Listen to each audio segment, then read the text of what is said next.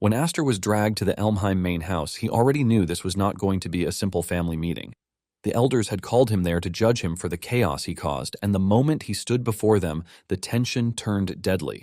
In front of the entire room, Zenith demanded proof of Hefried's loyalty by ordering him to kill his own son. But instead of bowing his head, Hefried chose Aster without hesitation, even if it meant the destruction of his entire house. That was the moment everything changed.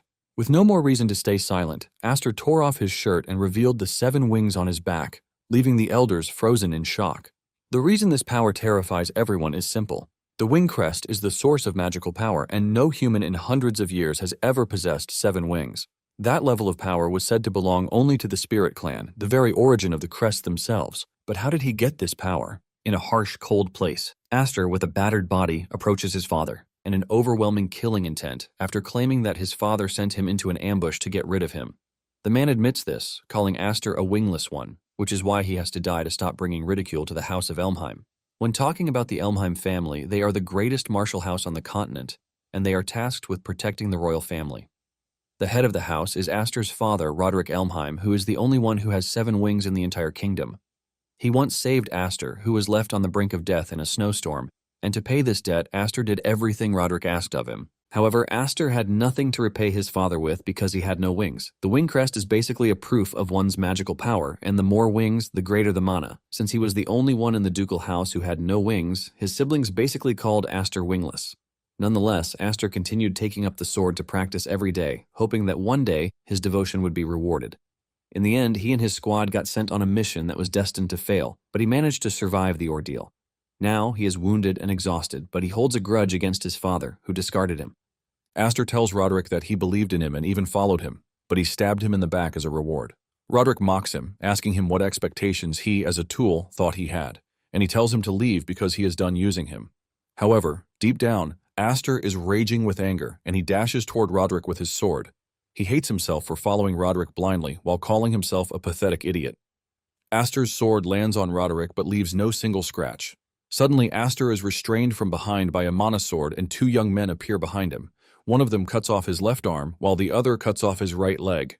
Aster screams in pain as he crashes to the ground with blood pouring out of his mouth. It turns out that these 2 are his brothers, and they mock him as he lies motionless in the snow, telling him that he will always remain wingless, no matter what happens. They even mock him, telling him that he looks so good while crawling on the ground. Aster punches the ground in frustration, asking Roderick why he bothered rescuing him when he was a baby, when he knew he was just going to discard him later on. Roderick bends down to tell Aster that he's getting everything wrong because he never had any use for him in the first place.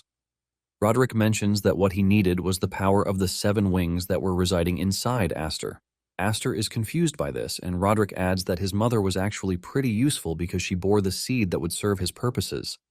After saying this, Roderick walks off, leaving Aster with several questions in his head. He stretches his hand toward Roderick, telling him to tell him everything, but his brothers finish him off with excitement by pushing their swords into his back. As he slowly loses consciousness, Aster questions his purpose if he was only born to die meaninglessly in the first place. Suddenly, everything becomes so warm, and by the time he opens his eyes again, he finds himself in thick snow. He looks around frantically and realizes that he is in a baby's body, leaving him wondering if this body is really his. Sleeping beside him is a dead woman who was clutching him in her arms. Aster uses the power of search to check everywhere, and he realizes that armed men are looking for him and the dead woman. Surprisingly, he hears that they are working for Roderick, and they plan to recover him so that they can return him to Roderick. This immediately jerks back his memory to what he was told about how he was found on a night just like that during a blizzard. It suddenly dawns on Aster that he might have returned to the past. However, he doesn't want to conclude yet, and he figures out that he will confirm this later, but he has to escape first. He knows that staying in the same position would only let him end up in Roderick's hands again. Even though he is a baby, Aster starts crawling through the harsh snow with mana infused in his hands, just so he can get away as fast as he can. Even though the weather is harsh and he is already getting tired, Aster has no desire to hold back because he was always crawling in his past life, and he plans to do the same thing to survive no matter what. After crawling so far, he ends up passing out, and moments later, he is discovered by Hefried, the head of House Hefried, who is a viscount and his daughter. Hefried carries Aster in his hands, wondering why there is a baby in such a weird place. Hefried looks at the trail left in the snow by Aster and realizes just how far he has come, leaving him totally blown away. But at the same time, with questions of who Aster is. When Aster finally wakes up, he finds himself being stared at by a bunch of little girls who want to play with him. Aster panics because he can't understand what the actual hell is going on around him. Scared of whatever is going on, he jumps off and starts crawling away, but the girls chase after him, telling him to stop. Aster's survival instincts kick in and he continues crawling, aiming to get away from them. He ends up propelling himself into the sky with his magic, and he soon realizes that he is screwed as he starts descending to the ground with no way to stop it. Just when he is about to hit the ground and go splash, he is caught by the Viscount, who teases him for being a mysterious child. Sweat runs down his face with the realization that he almost died. Just then, Aster takes a look at the man, and this is when he realizes that he is in the hands of Hifrid, the Viscount of the Roderick domain. Aster freaks out because there is no way in the world he just found himself in another Elmheim house. Basically, Hifrid is the head of the Viscount family, which is a branch of the Elmheim family. He was one of the two wings that were once entrusted with protecting the royal family. However, Aster is even more confused because Hifrid should have died in some trash civil war, which ended in the total collapse of the Viscount family. This basically confirms his fear that he has gone back to the past. However, he is left in utter shambles because he was trying to run away from Roderick and ended up in his brother's hands. Hifrid's wife also carries Aster in her arms, talking about how surprised she is that Aster's magic went out of control to launch him into the sky. The woman figures out that Aster was trying to escape because he was scared, and she kisses him on the forehead to show him that he is in good hands. The woman strokes his cheeks, causing Aster to relax. Hifrid then tells his wife that Aster possesses tremendous power, and the crest on his back is proof of that. The woman takes Aster to the mirror to check out the crest on his back, and they are blown away to see that it is 7 wings. Even Aster is surprised that he has the crest of 7 wings on his body. This is when he remembers what Roderick told him before he was killed. Aster finally figures out that the dude basically saved him so he could take the 7 wings for himself. Aster is even more pissed when he realizes this because he was called a freaking wingless all through his past life just because Roderick stole what was his. Hifrid's wife then asks him what he plans to do with the child. The moment Aster hears this, he freaks out because he is not about to let the power fall into the Elmheim family since he needs it to get revenge on Roderick. Shockingly, Hifrid tells his wife that they should adopt Aster because he is still a young one who can't fly on their own. Hifrid mentions that he will take responsibility until Aster is able to take care of himself. Just then, the room's door opens and the girls crash on the floor, revealing that they have been listening all this time. The girls admit that they were curious because they were worried about Aster. The girls let off a bright smile because they finally have a baby brother. The woman of the house then gives him the name Aster. 10 years after this, Hifrid, Aster, and one of his sisters, Alfin, head to the sword dance assembly, which is held annually by a certain duke family under the Elmheim umbrella. It is basically a social gathering for martial arts noble families, and it is a place for nobles to deepen their faith, while showing off the strength of swordsman candidates who carry the family name. The moment Hifrid and his children arrive at the location, the other nobles and spectators waste no time as they start whispering. The people make fun of the Viscount family, saying they have come to embarrass themselves again. They also know about Aster, who was adopted into the family because they couldn't produce an heir of their own. They are pissed at just how much disgrace the Viscount family has brought to the Elmheim family. Alfin can hear everything they are saying behind their backs, and she urges Aster to stay strong and not let any of it get to him. Alfin tells Aster that whoever shows weakness is crushed, and while saying this, Aster can see her hands trembling from anger. Hifrid also tells Aster that what he is currently seeing is the current position of the Viscount family. Hifrid tells him that this is what he wanted to show him, and he asks him if he is disappointed by everything he has witnessed. However, Aster assures his father that he is fine with being in such a hostile environment. Hifrid laughs out loud when he hears this, telling Aster that his stance is quite reassuring. Apparently, in his past life, Aster made his debut in the social society as a disgrace to the Elmheim family, which is why where they are holds bitter memories. However, he is now a totally different person because the 7 wings have returned.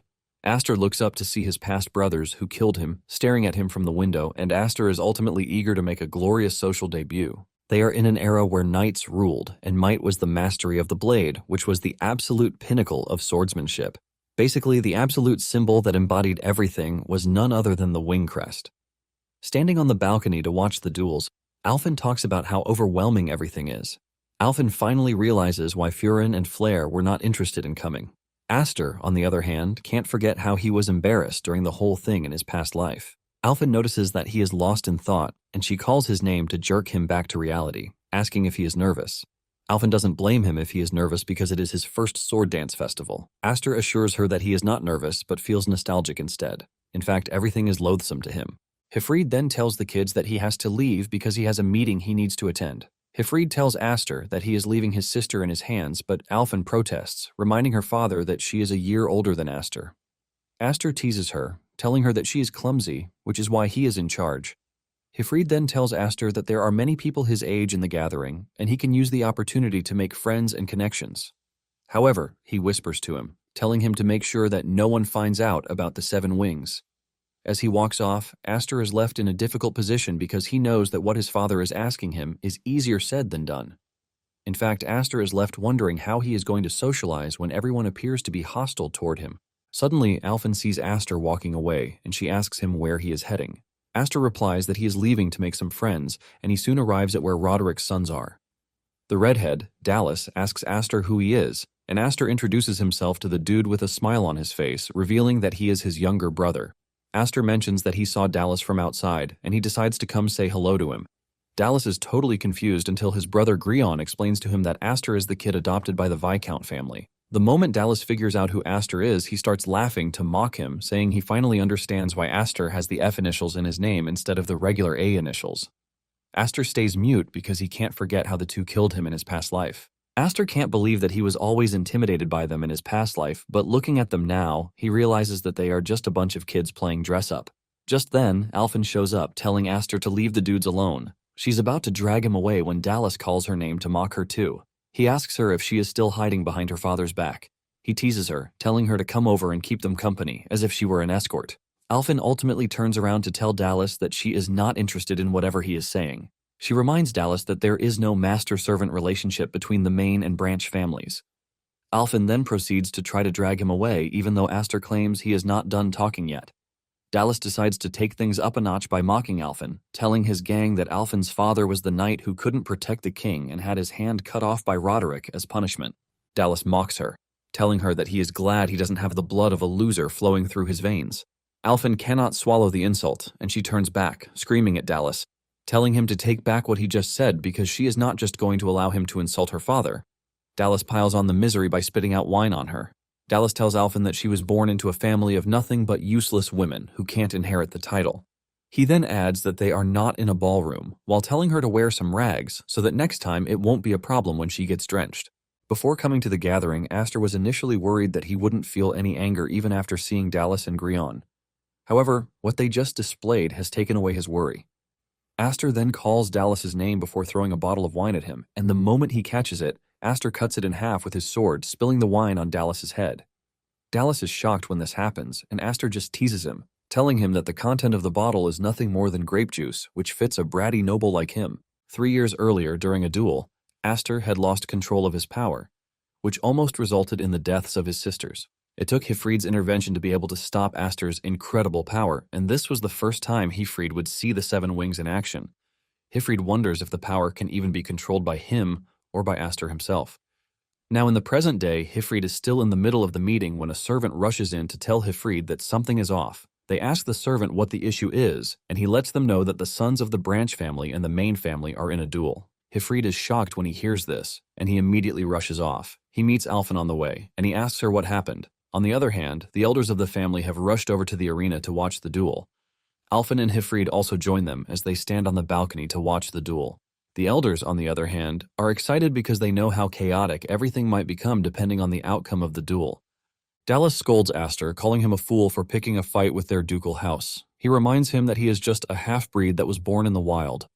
Dallas asks Aster if he is foolish enough not to understand the power difference between them because he wields a 4-wing crest.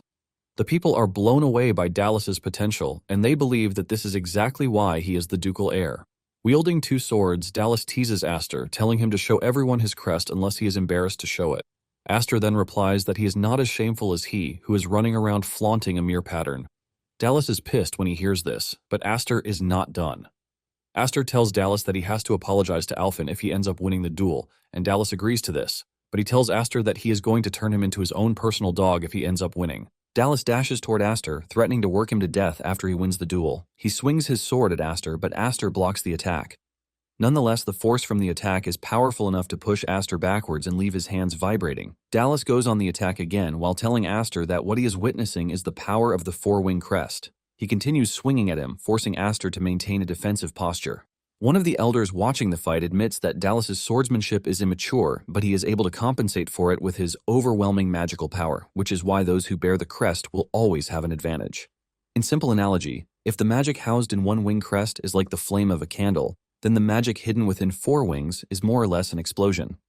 Dallas keeps up the pressure, overwhelming Aster and asking him where his initial excitement disappeared to.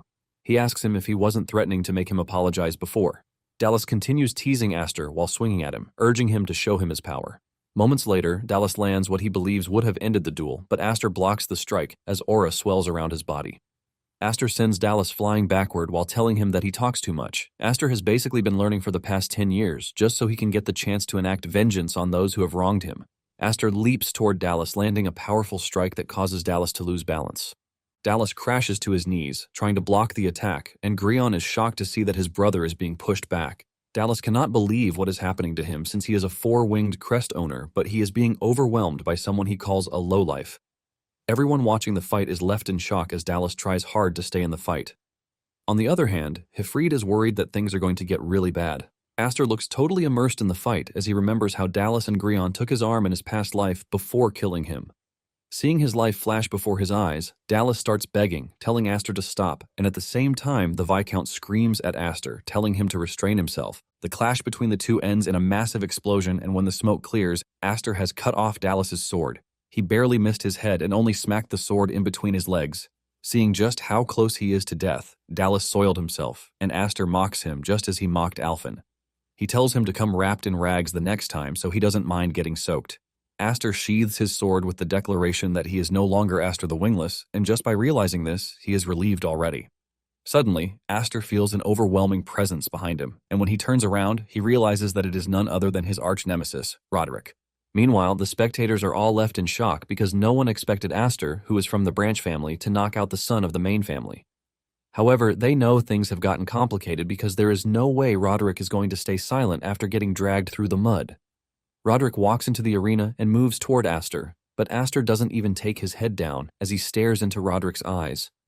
Roderick stands towering over him, but Aster maintains his aura as he looks into the man's eyes. Dallas then grabs his father, whom he believes is there to help him. Just like the spoiled brat he is, he tells his father that Aster has defied the main family even though he is a half-breed. Dallas urges his father to use his power to deal with Aster, but suddenly, Roderick pushes his sword into Dallas's hand.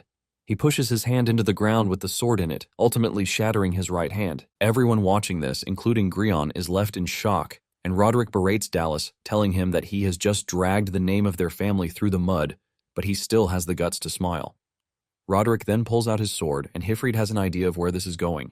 He screams at Roderick, telling him to stop, but Roderick raises his sword, ready to cut down his son for embarrassing him, while telling him that he doesn't have what it takes to hold a sword.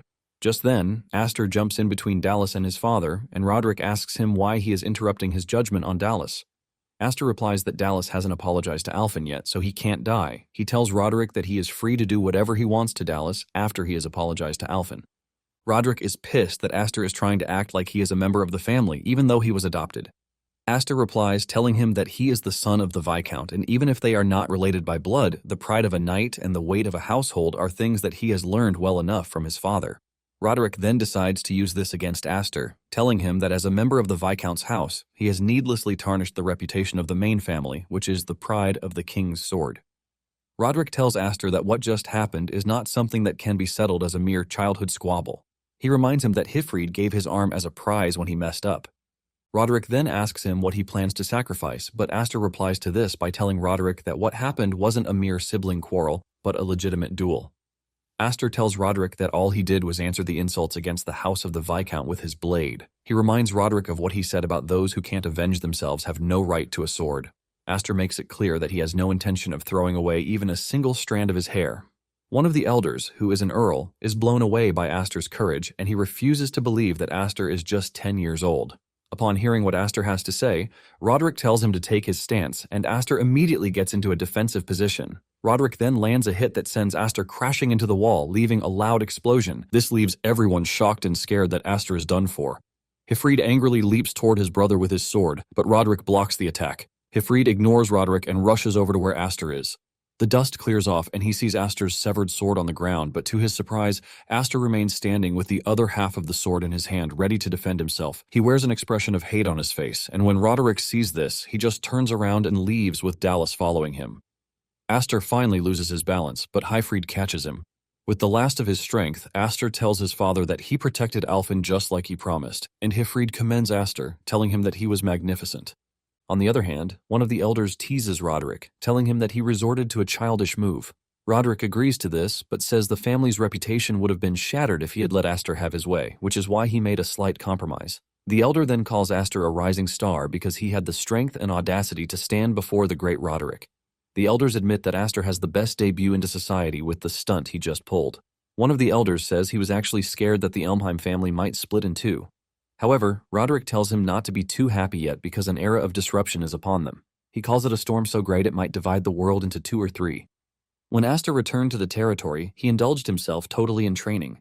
He beats up every one of his sparring partners really easily, with no one to stand against him. They believe that whatever happened at the sword dance assembly must have been a motivation for him. The servants and guards are also happy that Aster beat Dallas up because the main family has been making life hard for them for so long. At the same time, Aster is confident that what he did at the assembly would silence those who have always mocked the Viscount family. However, his real target remains Roderick himself, although he knows he can't beat Roderick with his current level. Aster knows that the wing crest is basically just an indicator of one's rank and latent magic power. However, Aster still cannot draw out the power of the 7 wings. It is known that being born with or not doesn't mean anything if one can use the power to its full potential. Aster wishes that he could test the full power of the 7 wings to its limits without wondering about it rampaging. Before he knows it, he has defeated everyone on the training grounds, and just then, Alfin shows up. She tells Aster that their father is calling for him, and Aster immediately drops everything he is doing. As he walks off, he notices that his sister is wearing a training outfit. He teases her, reminding her that she said the outfit wasn't good, so she hated wearing it. Alfin tells her brother that everything needs balance, and seeing Aster made her rethink that she can't keep going the way she is.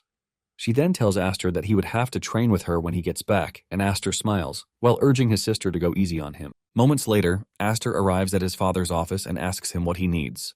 Hyfried tells him to sit down, and when he does, Hyfried reminds Aster that it's been about 10 years since they welcomed him into the family. His father says he was waiting for him to be a bit grown before, but he has changed his mind. He brings out a ring with a red jewel on it and tells Aster that it is the proof of the next head. Hyfried drops the bomb on him, telling him that he wants him to be the next head of the family. Aster says nothing when he hears this, and Hyfried continues by reminding Aster that the Viscount house is in a precarious position. Nonetheless, they are still a branch of the Elmheim family, and since they have their own territory to protect, Hyfried says they can't leave the next head's seat empty. Aster then asks his father if his sisters are okay with this, and Hyfried mentions that he is going to go to the Night Academy to inform his sisters. Aster replies that he is pretty sure that his sisters, Malfa and Kudo, who are at the Night Academy, would disagree, especially Kudo. Aster mentions that Kudo basically hates him for being born a boy, not to mention being blessed with the 7 wings. Aster then stands up, telling his father that he can't accept the responsibility of being the next head. He reminds him that he can't even control his magic, and he almost killed his own sister in the process. Aster tells his father that there is nothing that can convince an angry sister, and as he walks away, Hyfried tells him that he has always been skeptical whether Aster is really a kid or not.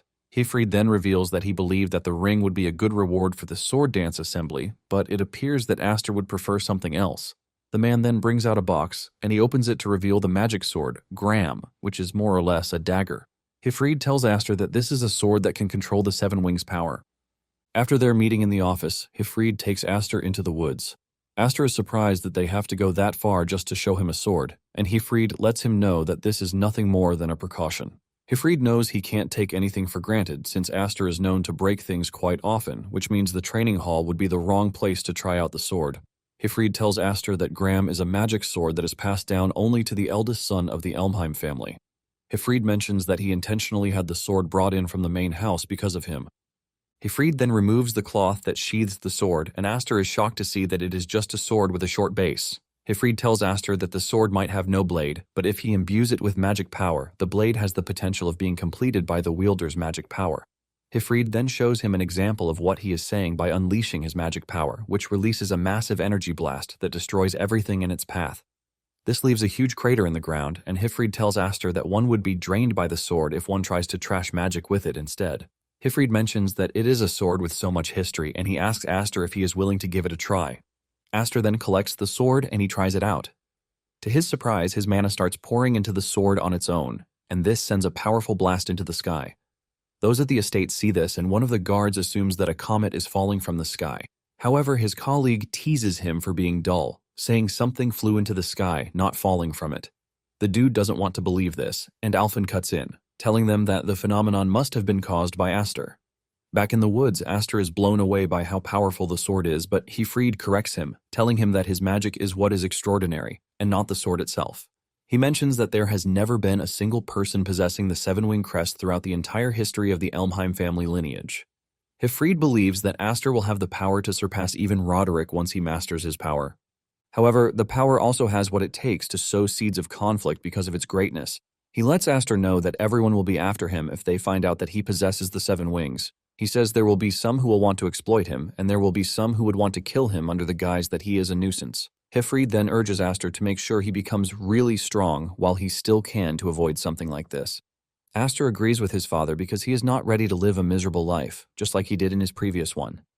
Aster then thanks his father for the gift, assuring him that he is going to master the seven wings and the sword. 3 days later, Kudo and Malfa returned from the Night Academy. Kudo stretches out her hand, waiting for her younger sisters to rush over to her, but the two run past her and head to Malfa instead. Kudo is surprised that she was ignored, and when she challenges the two about this, they tell her that she is always messing up their hair. However, Kudo doesn't want to accept that a modest person like her would do such a thing. Just then, she spots Alphen and rushes over to hug her. She ends up doing what she claims she doesn't do by roughing up Alphen's hair. Malfa then asks her parents where Aster is. Hifrid then reveals where Aster is, and Kudo immediately locks in on this. Meanwhile, Aster is still struggling to keep the sword under control. He is suffering from excessive magic power loss just from trying to do this, and he starts wondering what he has to do to become like his father. He is in the middle of this when Kudo shows up with her sword, telling Aster that he has managed to outdo himself this time around. Aster is shocked to see that his sister is back, and Kudo scolds him for not coming over to welcome her. Kudo asks him if he didn't show up to welcome them because he thinks he is special and there is no reason to notice them.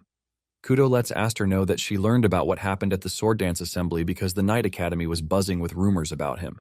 Aster then replies that he is pretty sure that the same thing applies to his sister because he heard that, as a trainee, she has completed numerous missions. In addition, Kudo was the only knight awarded the honorary knight medal that year. Kudo then replies that it is the least she can do because if she doesn't, she wouldn't be able to succeed her father. She then proceeds to say she heard about how Aster turned down the offer to be the successor.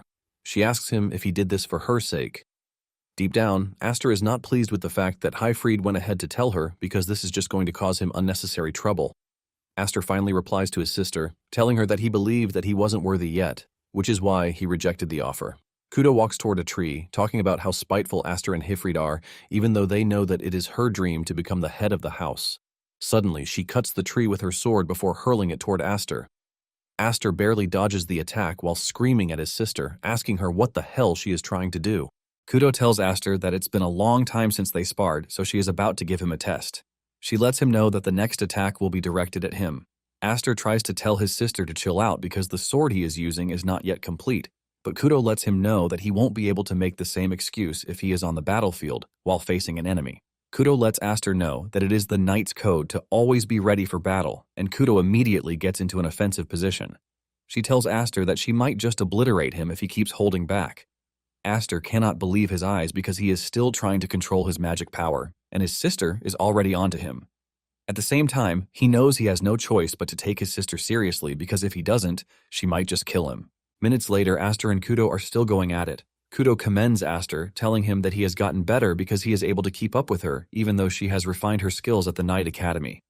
However, she trolls Aster, telling him that his sword is pretty much pathetic and his control over magic is completely lacking. Kudo sends him into the distance with a strike, and Aster admits that his sister is as relentless as she has always been.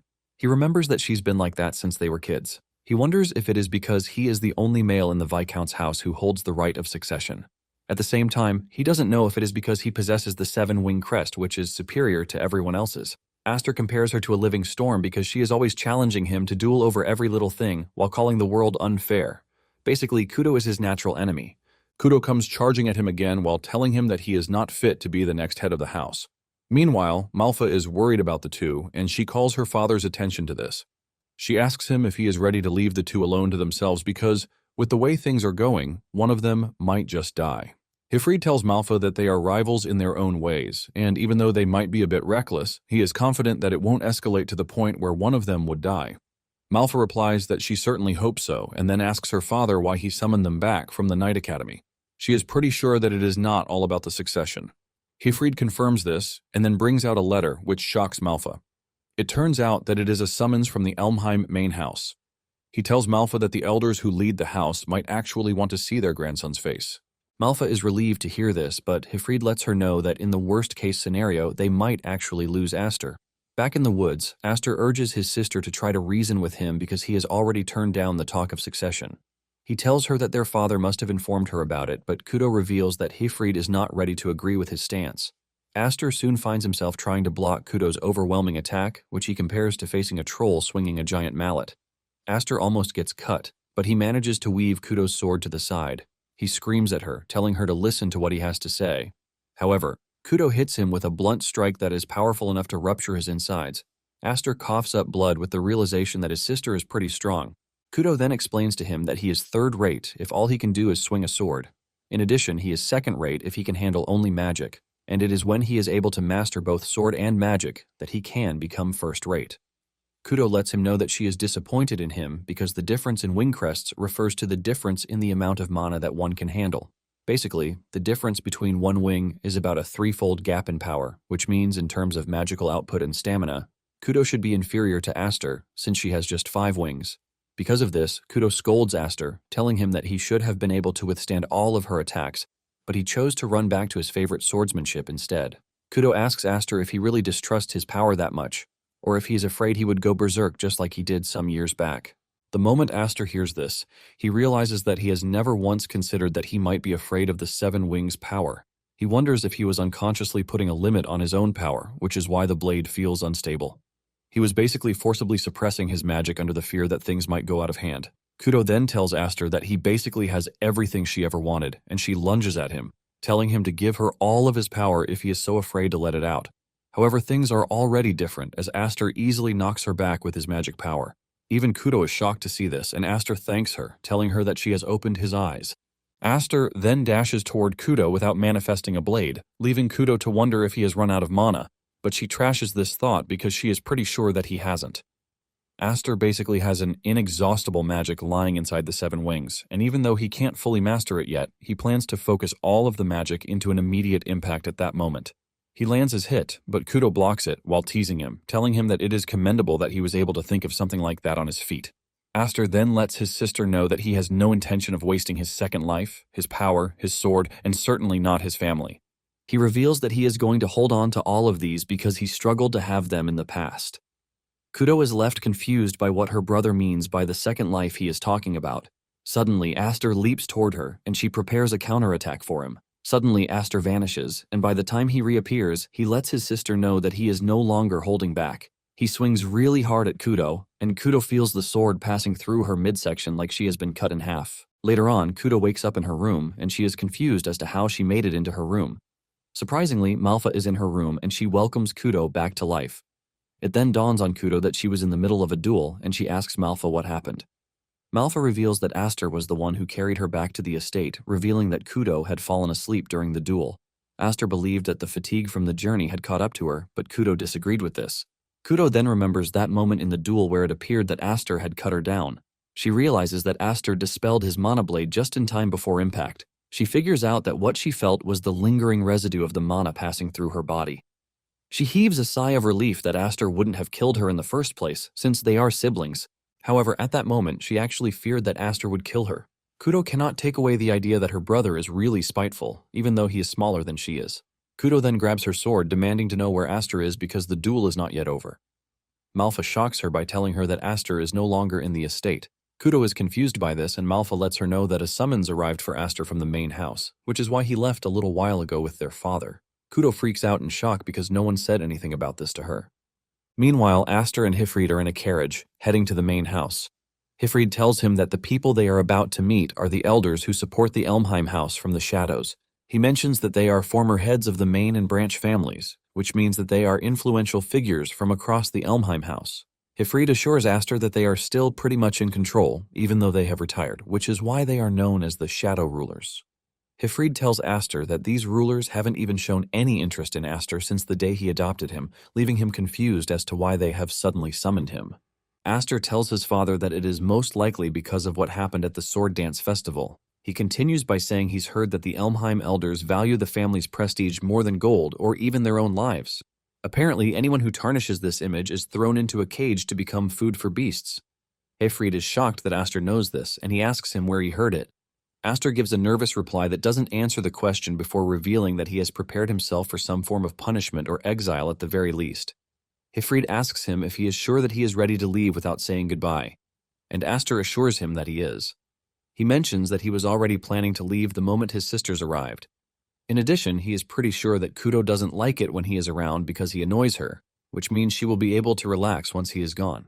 Aster adds that thanks to Kudo, he has finally started to get the hang of handling Graham, and he is convinced that he can draw out more of the Seven Wings power than before. He tells his father not to try to help him from that moment forward, no matter what happens, because he is prepared to survive on his own. Suddenly, Kudo shows up by the window of the carriage, telling Aster that he is the youngest, so he doesn't have to act all high and mighty. Aster is shocked to see his sister, who is hanging by the carriage like a bug. Kudo flings the door open, and Aster is shocked that the redhead ran all the way to catch up to them. Kudo scolds Aster, telling him that it is cruel of him to have left his sister without a single word. Kudo mentions that he heard that he has been summoned by the great elders of the main house, which is a big thing, since she and Malfa haven't even been called up before. Hifrid then tells Kudo that he can't take her along to the main house, and she assures him that she is aware of this, which is why their father recalled them from the academy because he wants them to watch over things while he is away. Kudo adds that she is aware that the summons means he is in a situation that requires a great deal of caution. In fact, Malfa said there is the possibility that Aster might not even come back. Aster tries to tone down the gravity of the situation, telling Kudo that she is just exaggerating because he is just going there to talk. Deep down, Aster knows that his safe return is not guaranteed. Kudo then tells Aster that she absolutely hates his guts because he is a boy, he has the 7 wings, he is always given special treatment. He is even stronger than her, even though she is older, and he can act like a grown-up, even though he is her little brother. Kudo admits that she hates everything, but nonetheless, Kudo says she can't throw away the fact that Aster is her family. Kudo tells Aster that he might act all tough and grown up, but it doesn't remove the fact that he is her little brother. Kudo urges Aster to make sure he comes back to the estate because she still wants them to duel, and as she leaves, she assures Aster that she is not going to make it easy for him the next time. She leaps out of the carriage, and Aster watches as she leaves, wondering what it is that she came to say. Nonetheless, he is thankful for her, and he makes the silent decision to return to the family. Kudo stands behind the carriage and waves at it as it gets farther away, showing just how much she cares about her little brother. Soon afterward, they arrive at the main house, and they are welcomed by armed guards. They tell Hifrid that the elders are already waiting for him inside, and Hifrid tells them that there is no need for them to escort him because he knows his way around. However, the guards let him know they have been ordered to ensure that they bring him and Aster to the waiting room. With this, Hifrid confirms that he and Aster were not summoned because they wanted to have a good time with their grandchild. Nonetheless, it still brings back memories of the last time he was home. As they walk through the lobby, Hifrid urges Aster not to lose his cool because it would be the worst day for him to flare up in anger. Aster replies that he would behave himself as long as they don't say anything or do anything that warrants him to be angry. Hifrid agrees to this and tells Aster that it is the same reason he is trying to tell him that the person they are about to meet is the problem. While revealing who it is that they want to meet, Aster is completely carried away with those in the training grounds. Hifrid is forced to call his name to jerk him back to reality. Upon arriving at the door, the two are required to surrender their weapons. The moment they enter the room, they are welcomed by the elder, who teases Hifrid for not coming to the house for the past 10 years. Hifrid then bows to the old man, whom he addresses as his great-grandfather, the 6th head of the house. Aster finally realizes who has been controlling things from the shadows, the great-grandfather, Zennis Elmheim. Aster also believes that the rest of the gang are heavyweights who have the deciding factor over Elmheim. With a quick look, he realizes that there are some people from the Sword Dance Assembly who are present, but he is surprised that Roderick is not there. Zennis can see the confused look on his face, and he tells him that Roderick is not there. He reveals that Roderick is the leader of the knights directly under the royal family, which means he has no time for all the meaningless meetings that they are holding. In return, Zennis and the other old farts are the ones handling the administrative side of things. Aster remembers that in his past life, he never saw Zennis. which is why he didn't really care, but he can clearly see the influence that he holds because he is still able to gather so many important fellows to a meeting. Hifrid then asks Zenith why they are there, and Zenith replies that he is pretty sure that he has figured it out already. Zenith mentions that he heard that Aster caused quite a scene at the sword dance festival. This immediately confirms Aster's suspicion that they were summoned because of what he did. Hifrid then tells Zenith that Roderick should have settled what happened personally. The elders present in the room tell Hifrid that what Roderick did was nothing more than a performance for the public, and it doesn't change the fact that the Elmheim name has been tarnished. One adds that inviting Aster, who is an adoptee from an unknown origin, to the family gathering is a mistake from the start. They tell Hifrid that they would have looked the other way if he had remained harmless, but the moment he bared his fangs at the main family, it changed the entire dynamic of things. Zenith mentions that the right thing is to exile Aster, but lets Hifrid know that he is also going to be punished. It is at this moment that Aster gets on his feet to scream at the elders, telling them that he was the one who did everything, and it has nothing to do with his father. Aster is crashing out when he turns to the side to see that his father is not even saying anything. Aster stops talking, wondering what is wrong with him. The elders then scold Aster, telling him that he is indisciplined because he had the guts to butt into an adult conversation. Zenith then stands up to tell Aster that everyone in the room carries the weight of the house on their shoulders. However, he reveals that the knights are not a monolith because there are countless others watching from the shadows, waiting for a chance to snatch the top seat. Zenith mentions that this doesn't exclude those in the room. Zenith walks toward Aster, telling him that they need proof he is not a threat to the house. Zenith then pulls out a sword, which he hands over to Hifrid. He reminds him of what he did when he failed to protect the king, which ended up dragging the family's name through the mud. It turns out that it was in this same room that he allowed Roderick to cut down his arm. This time around, Zenith tells Hifrid that he wants him to show his loyalty by taking Aster's head. Zenith assures Hifrid that if he does this, the matter will be dropped. But he hasn't finished saying this when Hifrid tells him that he is not interested in taking Aster's life. Hifrid tells the old man that he would rather take his own life than cut down his own child. Aster is shocked when he hears this, and Zenith tells Hifrid that he has to die since he has refused to kill Aster. In fact, Zenith ultimately declares that it is the end for Hifrid's house because everyone, down to his children, will be killed. Just then, Aster coldly asks Zenith what it is that he is so afraid of. Zenith turns back in confusion, and Aster continues by saying they are all a group of grown men who are huddled together in fear, which is really pathetic. Aster tells Zenith that they are free to exile him if they are so scared that he would come back to hunt them. Just then, Aster takes off his shirt to reveal his 7 wings to let the group know what they are going to be facing if they intend to touch his family. The entire room is left in shock, and deep down, Aster can only apologize to his father because even though he was told to keep quiet, he couldn't. With the crests on his back shining brightly, Aster tells the room that it would be best for them to think twice before making an enemy of him. The elders and guards don't want to believe what is right in front of them, and they even assume that it is fake because this is the first time it will appear on a human body in hundreds of years. With a cold voice, Zenith asks Aster if he understands the weight of the mark that he carries, and Aster assures him that he knows because he's heard that people get more surprised the more wings that one has. The Earl, who remains on his seat, laughs out loud when he hears this, but quickly offers his apologies before telling them to continue their charade. Zenith then explains to Aster that a crest is an organ that generates magical power, which was gifted to humans by spirits in ancient times. Humans have been able to make use of their strength pretty well by passing it down generations, but no human has been able to reach 7 wings, with the sole exception of the Spirit Clan, the progenitors of the crests themselves. Aster then asks Zenith if he is suggesting that he is a member of the Spirit Clan, and Zenith says there is a possibility if it is actually true that his wings are real. Aster replies to the old man, telling him that he is Hifrid's son, and at the moment, he doesn't care about the circumstances of his birth. Aster tells Zenith that all he wants to know is if he is prepared to have him as an enemy or not. Aster mentions that there would be plenty of noble houses ready to take him in if there is ever a chance that he is expelled from Elmheim. Aster lets Zenith know that this would be bad for him because they are scared of rebellion already, which means it would be better to keep him around, since he is the symbol of the 7 wings, who surpasses even the great Roderick. Everyone is left speechless by everything Aster just said, and deep down, Aster knows how to play his game. He remembers the old man talking about a rebellion, and it is no joke that a rebellion is actually coming. It is a massive civil war that will engulf the entire country, and since he already knows what is going to happen thanks to his past life, Aster is prepared to know at that moment who is an ally or an enemy so that the Viscount house can survive. Zenith finally scoffs and asks Aster if he thinks he is that important. He mentions that there is no proof whatsoever that the 7 wings he carries are real, and Aster tells him that he is free to kill him if he doesn't believe him. However, he lets him know that this will only mean war between him and the elders. Deep down, Aster knows that Elmheim would have no issues killing him if they really want to, but he wants to see if they are going to take the bait or not. Just then, the Earl, Maze, claps his hand and gets off his seat, telling Zenas that it would be better if they set a trial for Aster. The elders scream at Maze, asking him what he is trying to say, and Maze asks them if they are ready to see the power of the seven wings or not. They ask him what he means by this, and he reminds them that they are in the greatest martial clan, which means there must be a couple of suitable trials lying around in the estate. Seeing this, Aster immediately figures out that Maze is an ally.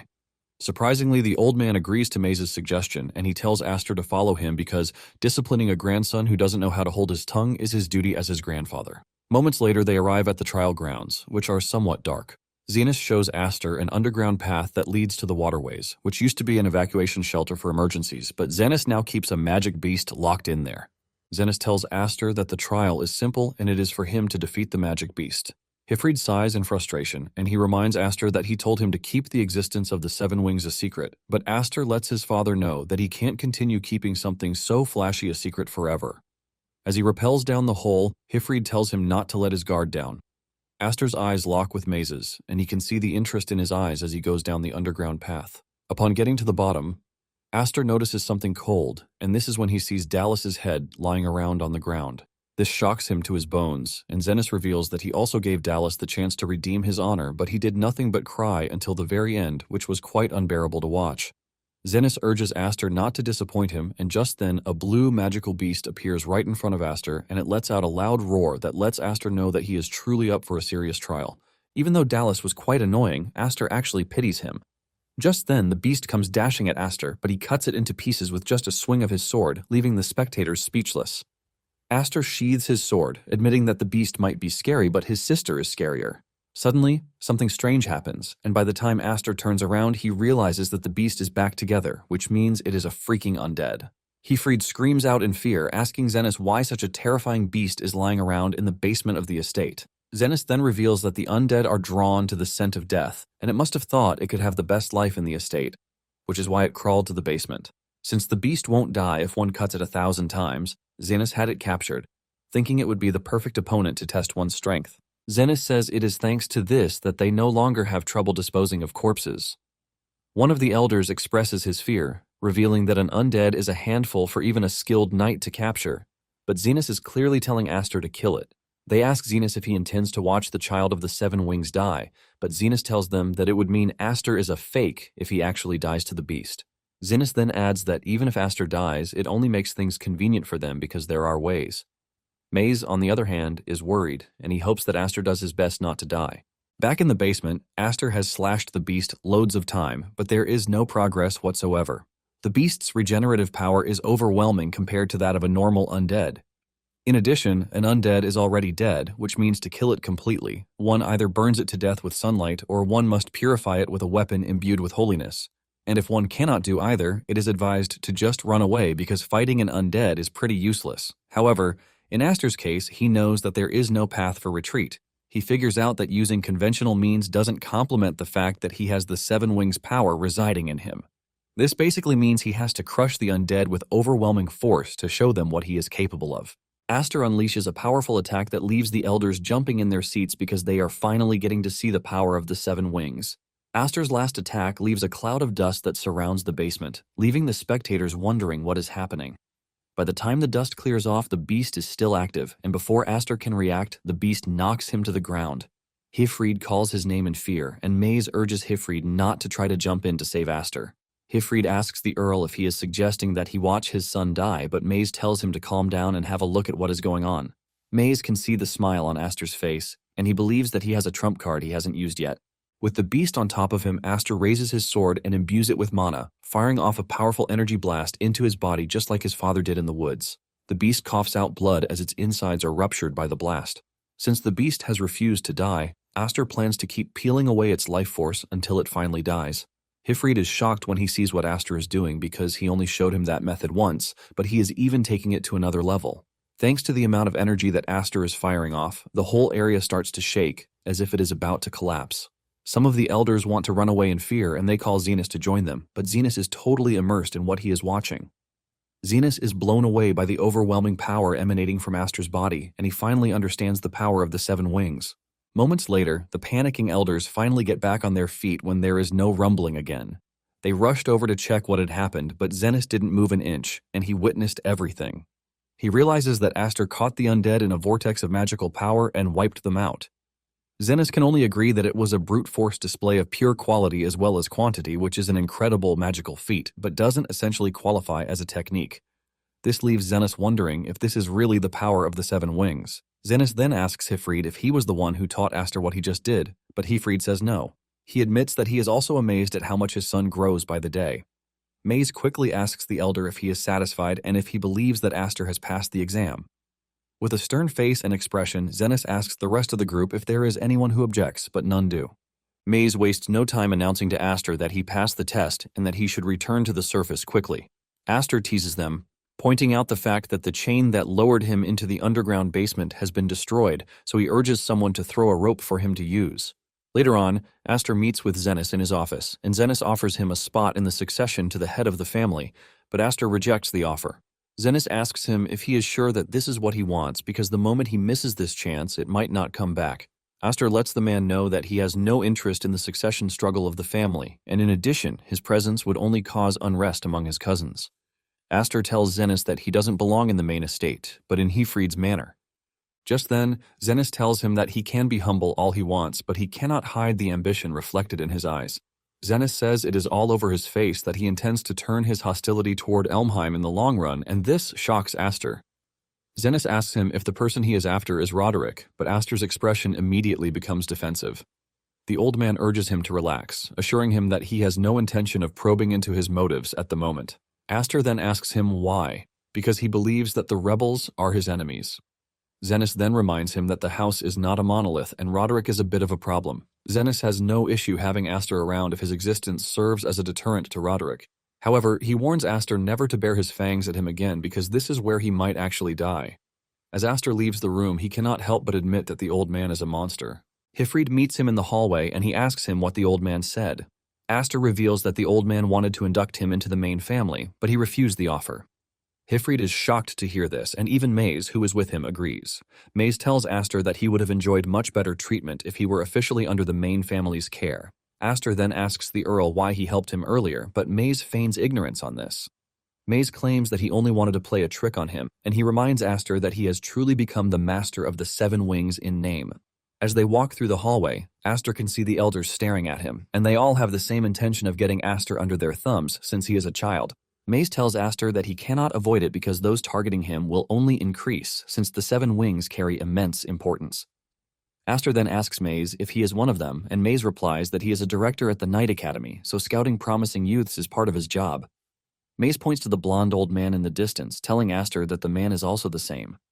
As Maze walks off, he tells Aster that he will be waiting for him to enroll at the Night Academy.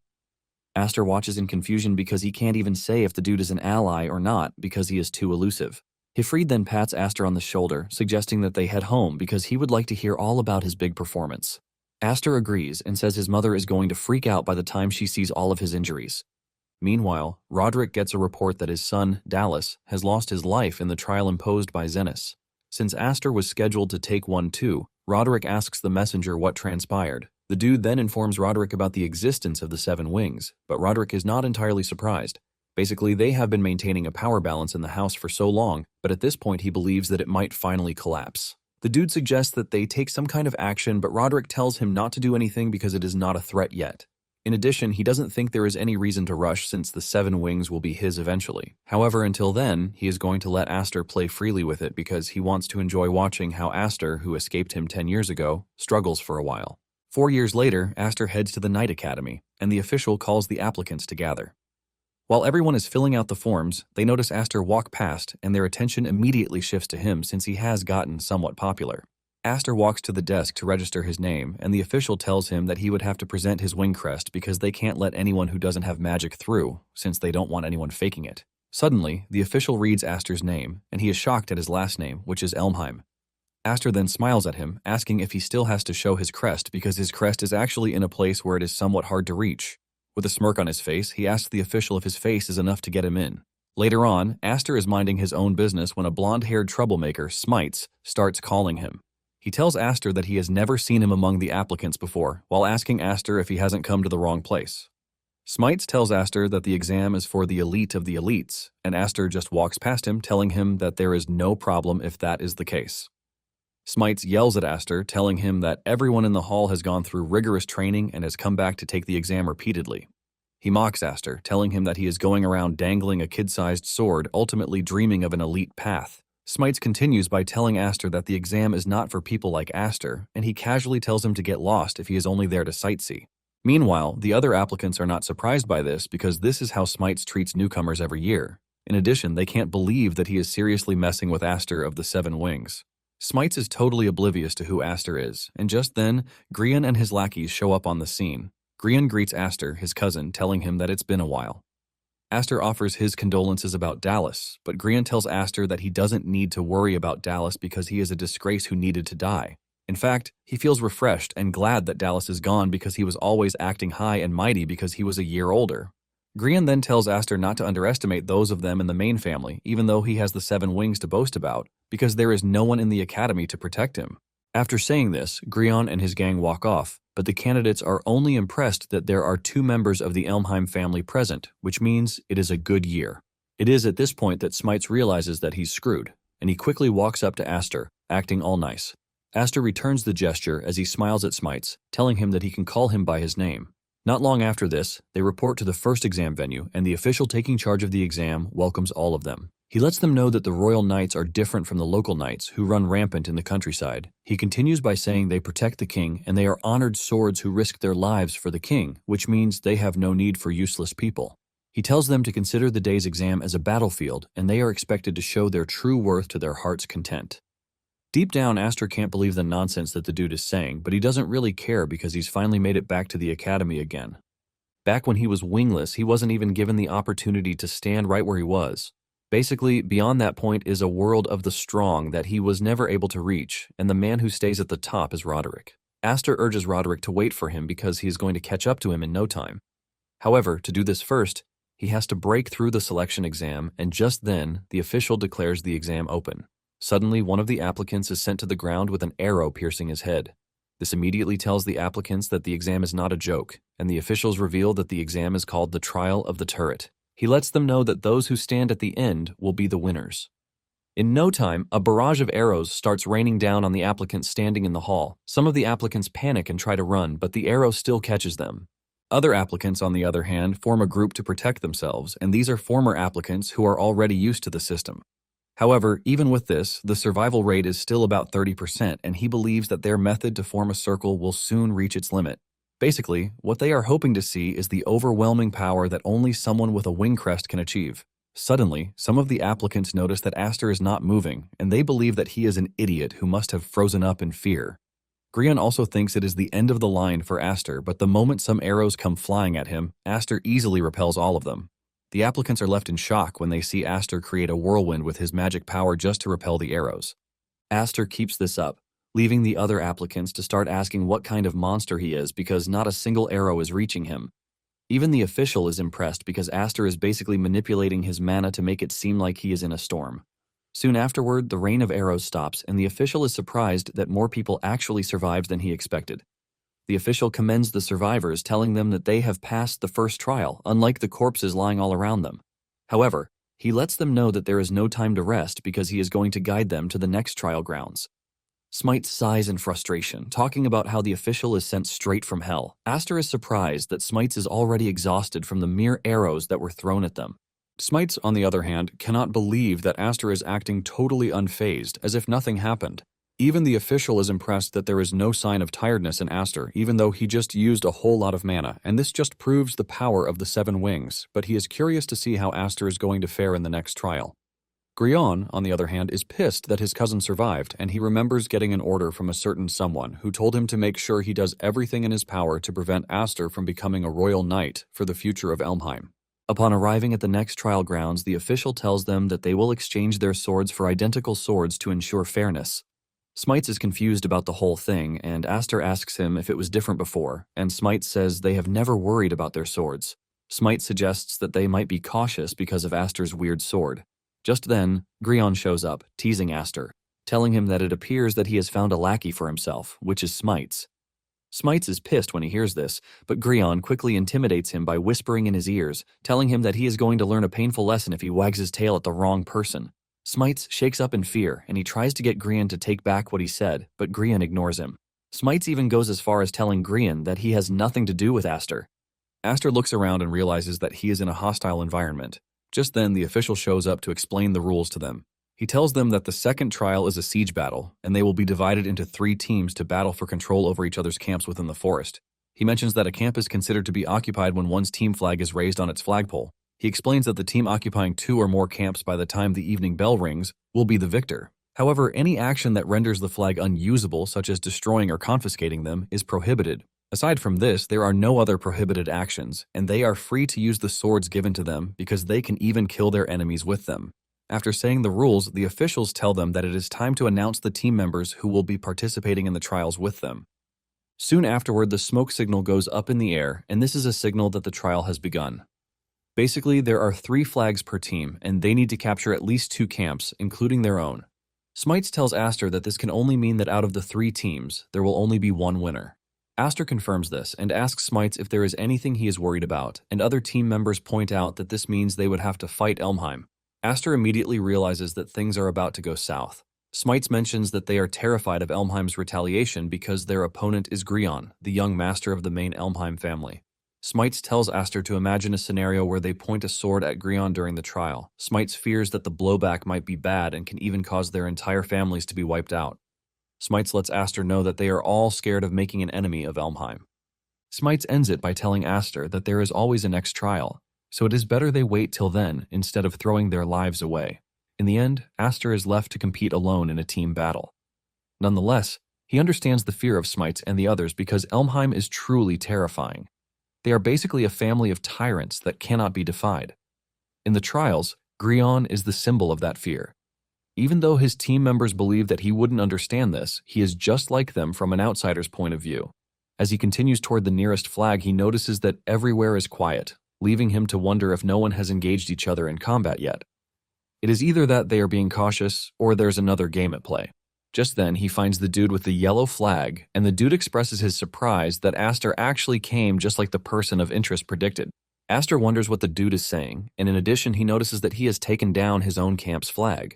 The dude then throws his yellow flag in the air, and just then, the red flag, which is the symbol of Grion's team, appears in the distance. Suddenly, it dawns on Aster that the red flag team and the yellow flag team are working together to take him down, with Grion leading the charge.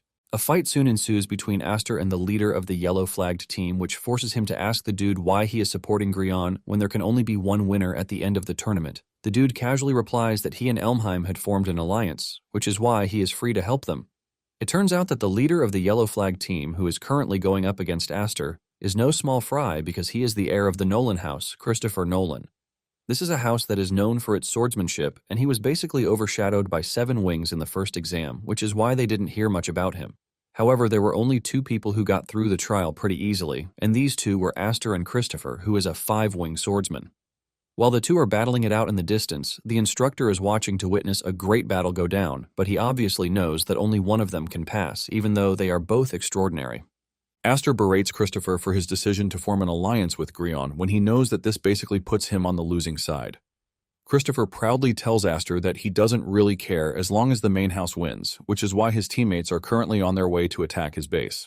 Aster hears this and he becomes worried about his teammates since this only means that they are now in danger.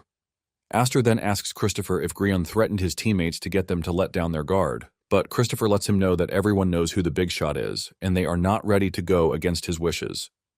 As the 2 continue to cross swords, Christopher tells Aster that knight nobles live in a strict hierarchy, and this is just how they are supposed to carry themselves.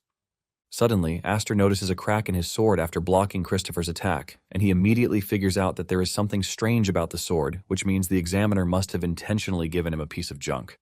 Christopher then tells him something surprising, letting him know that their fight is just a one-on-one battle because he doesn't give a shit about the Elmheim family, and Aster is just part of the family. Suddenly, Christopher pierces through Aster's sword, cutting off the pointed edge. However, instead of letting this go to waste, Aster catches it and hurls it at Christopher, forcing him to parry the throw. With Christopher distracted, Aster turns tail and runs into the woods. Christopher yells at him to stop running and come fight him. but Aster lets him know that there is someone he needs to deal with first. Christopher chuckles, believing that Aster is scared of him. But just then, he notices something strange with the broken sword that Aster threw at him, and this is the fact that it is a cheap sword. Since he is an upright knight, he gets pissed at the fact that Elmheim is playing dirty tricks. Moments later, Aster arrives at his camp, calling on Smites to ask him if he is fine. Grion's voice echoes from the top of the wall where he is proudly sitting, talking trash about Aster, expressing his surprise that Christopher couldn't hold him for long. Grion then confidently tells Aster that he has no way forward because they have just claimed his base, and there are a ton of hands ready to stop him. He is busy chatting like a parrot when Aster yells at him, demanding to know what happened to Smites and the others. Suddenly, Aster feels the coldness of a sword pointed at his back, and to his surprise, it turns out to be Smites and the rest of his teammates. Smites urges Aster not to take it the wrong way because he already said from the start that he wouldn't want to get involved, since only brain-dead people will defy Elmheim. Grion laughs out loud, telling Aster that his teammates didn't even try to resist whatsoever. Aster then asks Grion if he thinks he's won because he has numbers on his side, but Grion tells him that he is wrong because he doesn't think he will win, since he has already won. He reminds Aster that the win condition for the battle is to hold at least 2 bases when the exam ends, and as things stand, even if Aster fights like crazy, while running around planting flags on every base, he doesn't have the manpower to guard them. He lets him know that all he has to do is wait until he heads off to another base, then go back to raise the red flag again. Grion says as long as they keep 2 or more bases, they have no issue whatsoever. Aster then reaches for his sword, telling Grion that he only has to make sure that they don't have the strength to do this, because he is going to cut down every last one of them if he has to. Smites and the others panic when they hear this, but Grion teases Aster, telling him that he is bluffing, since his sword is nothing but a piece of trash.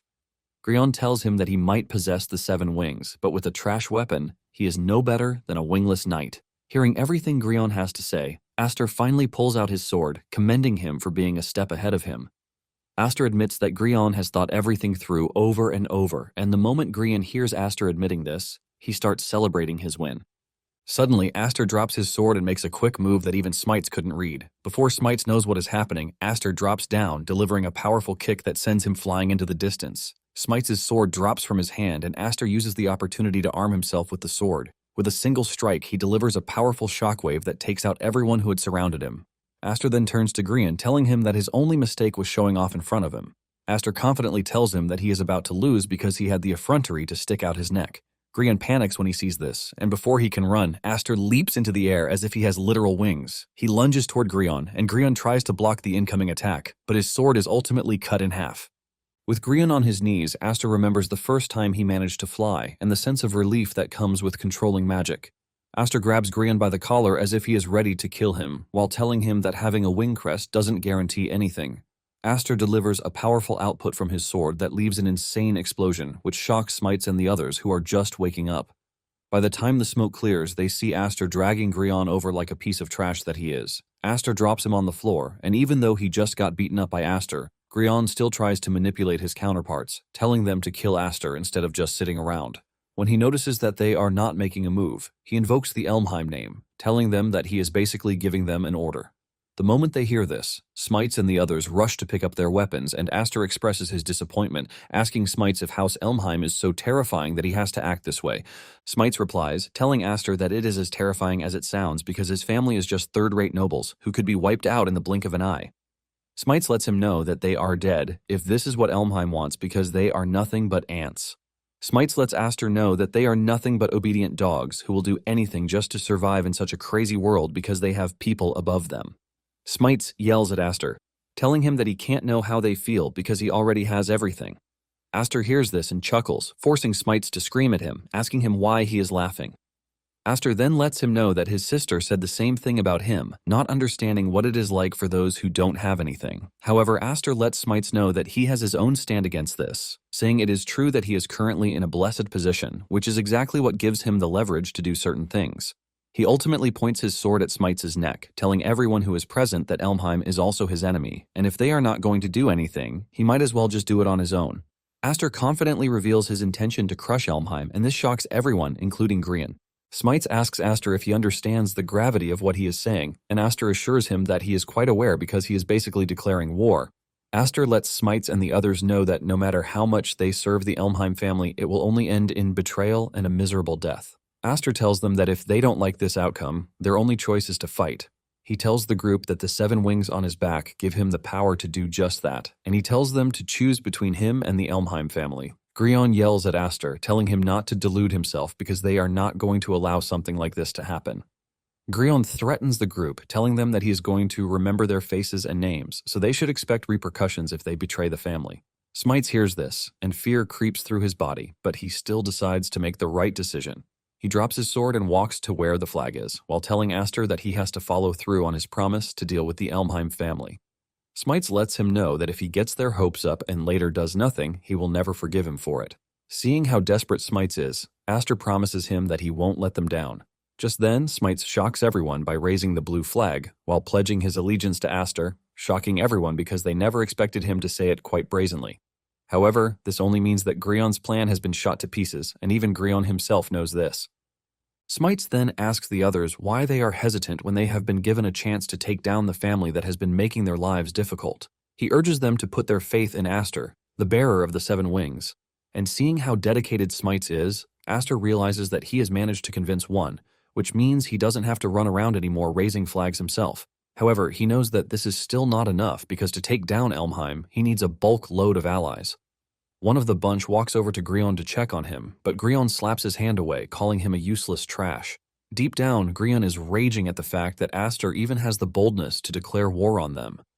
Grion knows that he is done for if he allows Aster to get away with whatever, and while he is thinking about his move, Christopher shows up on the scene. The moment Grion sees him, he believes that everything is already sorted out, and he yells at Christopher, reminding him that Aster is his opponent to deal with. Grion is thanking his stars that he still has Christopher to help him out, because even though he has only 5 wings, he is still the strongest person present on the scene when it comes to swordsmanship. Grion is screaming at Christopher to take Aster down when Christopher throws his red flag on him, telling him that he is there to return the flag because his method of doing things doesn't sit well with his idea of knighthood, which is why he is calling off their alliance. Grion and his subordinates hear this and freak out because House Nolan is the last one they expect to turn on them. Christopher then calls Aster out, telling him that there is no way the exam ends without them having a bout. Christopher tells him that he wants to see if his house's swordsmanship is superior or if his 7 wings are the pinnacle of power. Christopher dashes toward Aster, but Aster easily blocks his attack, telling him that he would have to wait to find out. Seeing the aura emanating from Aster's body, Christopher realizes that he is nothing like what he fought previously. By the time Christopher knows what is happening, Aster has already pinned his sword to the ground. Christopher then asks him what he means by "not yet," since there will be only one winner at the end of the exam if their aim is to become royal knights. Christopher leaps backward, ready to take another leap at Aster, while telling him that they have to decide what will happen right there and then. Aster then tells him that this is where the problem is because he wants to become a royal knight and he wants the same for Christopher too. Christopher is shocked when he hears this, and Aster mentions that he can't just go around trying to rile everyone up to try and crush Elmheim while taking their dreams away from them because this would be lame. Aster then tells them that he has a plan to get everyone to pass, and hearing this from Aster, they are all left dumbfounded. Aster lets them know that he can't promise if it will work, but he needs everyone's cooperation for it. Aster then walks up to Grion, offering him his hand while suggesting that they make up.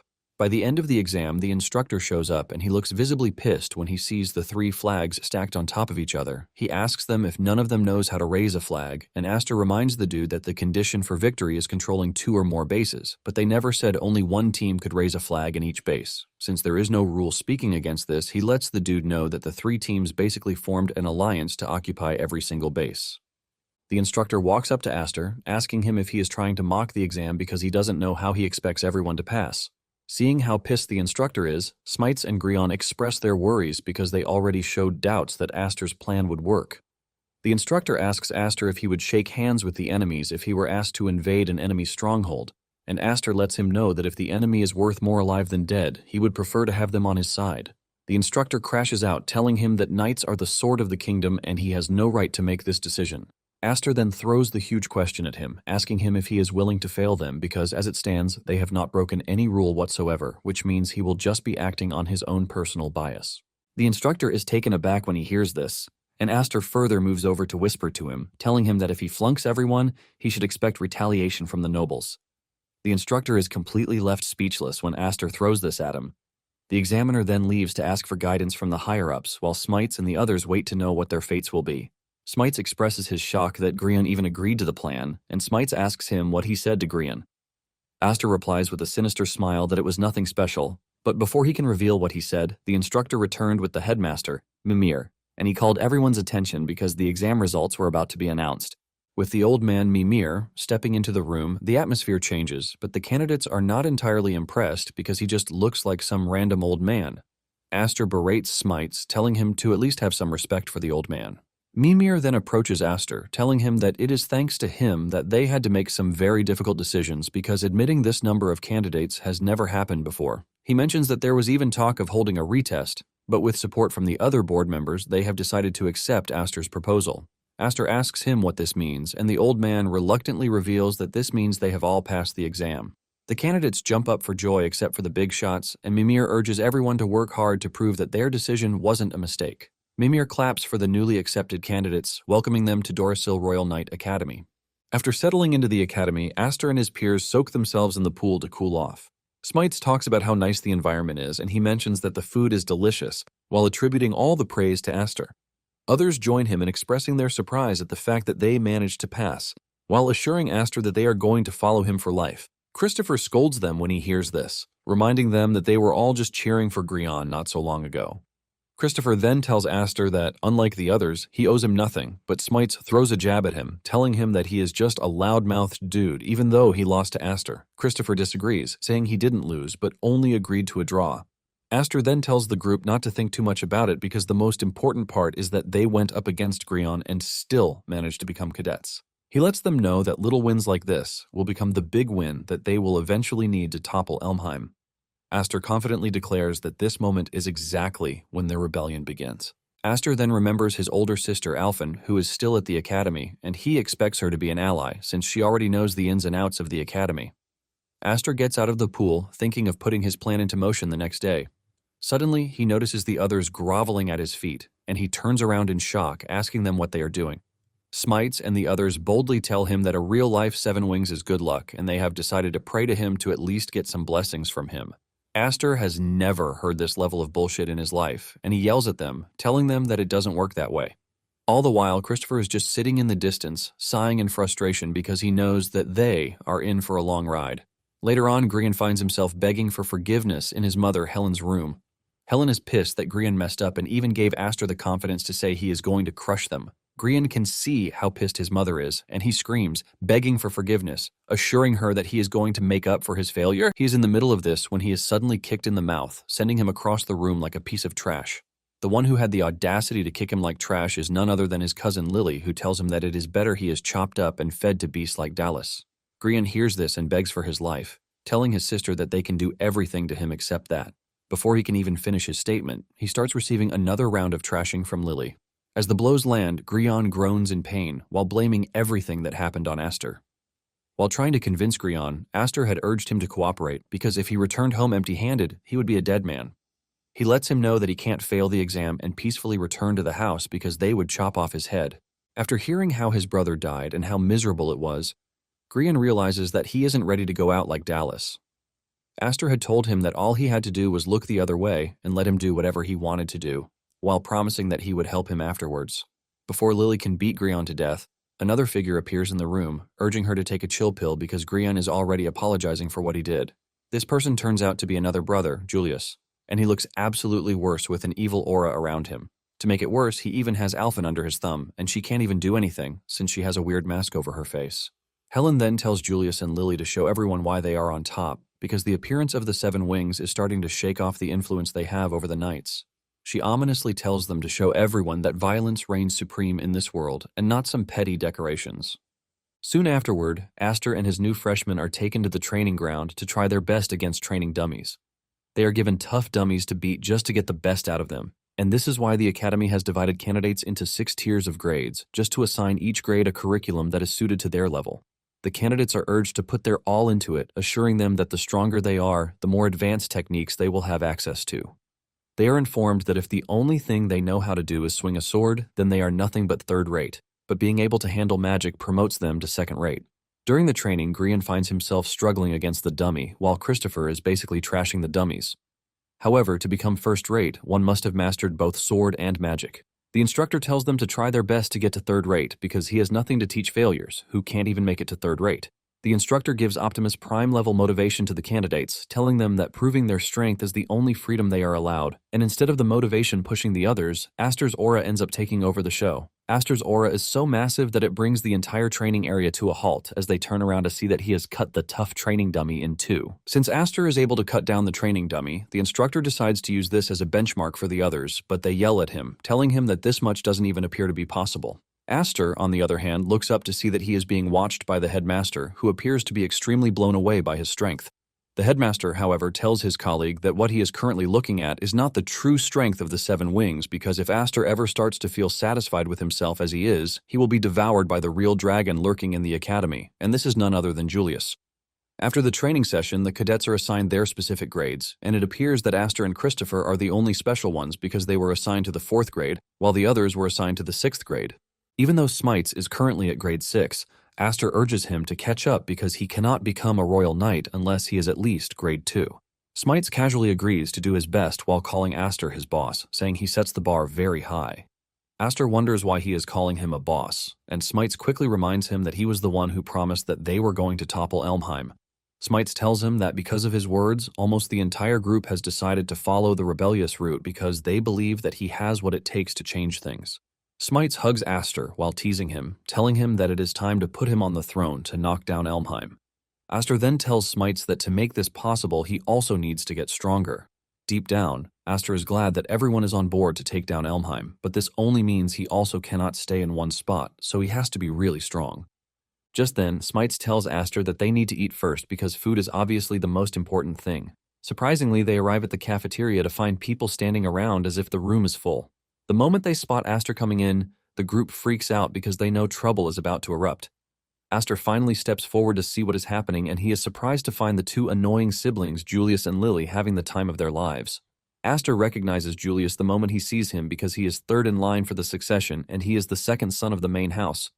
Basically, he and his sister are the most notorious and vicious psychopaths of the house. Lily commends Aster's handsomeness while stepping on Grian's head, saying they are nothing alike. It turns out that the situation has gotten progressively worse for Grian, who now has the weird mask on his face too.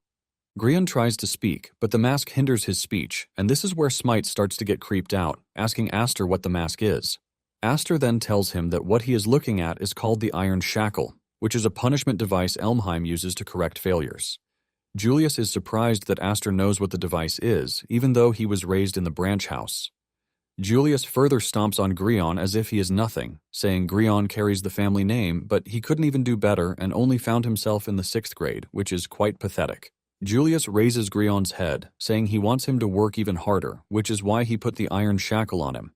Basically, he has a bunch of other cadets wearing the masks, and the idea is to make water, food, and even fresh air a reward. Julius mentions that whoever wears the mask has no choice but to work hard because the inability to get food and air means death. Seeing the weird number of people wearing the mask like a horde of zombies, Smites turns to Aster, asking him what is actually going on. Julius then casually teases them, urging them to show some respect because the zombie horde they are looking at is their upperclassmen.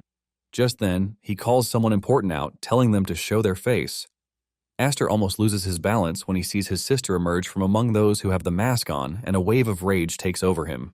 He screams out his sister's name, but instead of acknowledging him, his sister looks the other way as if she doesn't know him. Aster loses himself, and he grabs his sword as he prepares to take on Julius for touching his family. Julius maintains his calm aura as he throws Aster one of the masks, telling him that he has already prepared one for him too. Julius brings out a ton of masks, and he tells his zombie horde to grab the freshmen and slap a mask on each of them.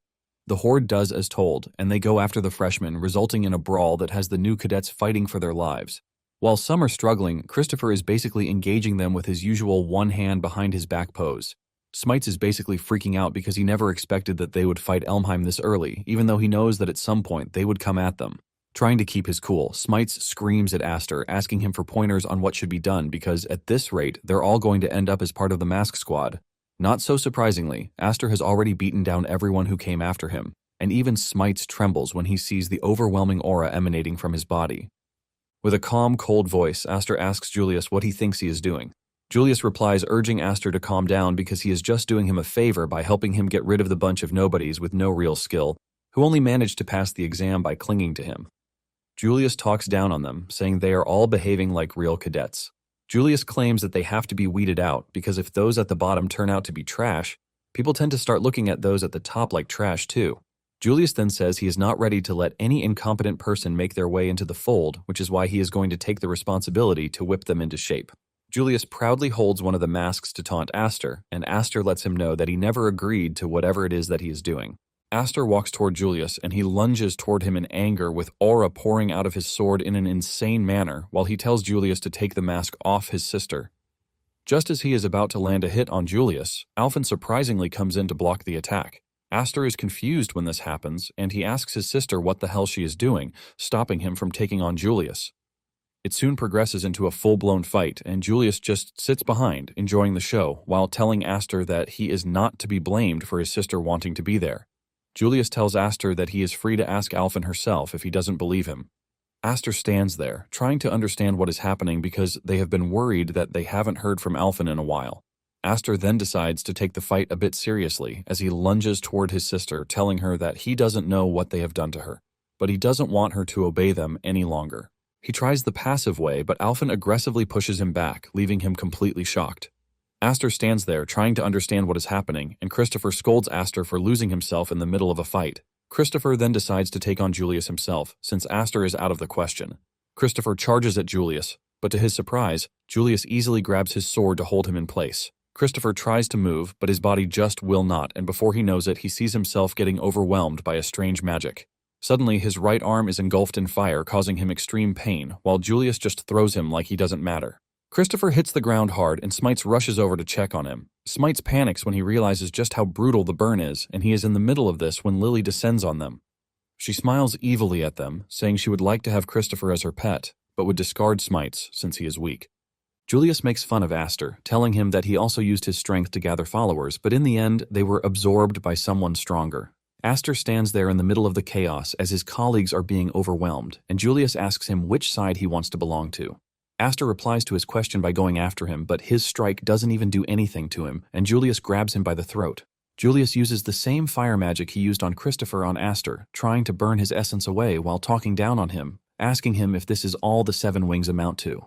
Julius expresses his disappointment because he thought Aster would be more useful than he currently is. While he is actively being burned, Aster suddenly speaks up, telling Julius that he is basically getting too confident for someone who has only managed to block 1 attack.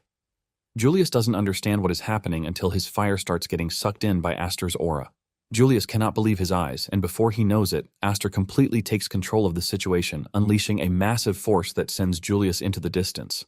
Julius crashes into a table as Aster talks down to him, while Lily stands in the distance, completely frozen in shock. The whole room goes silent because Aster had just done the unexpected, and Smites watches in surprise because Aster's promise is coming through.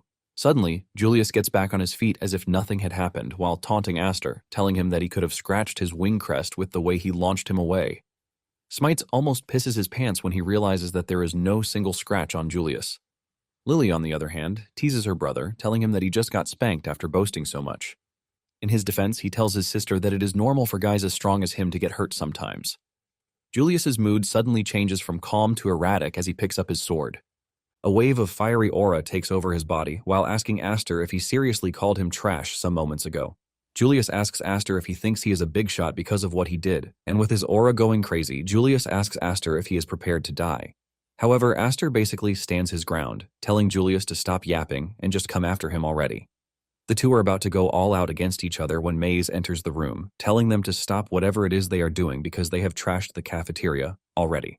Maze then tells Julius that he is a board member, and he has no choice but to step in because he can't be allowed to just run wild the way he is every time. Julius turns his anger to Maze, telling him to back down because he is not invited to the party.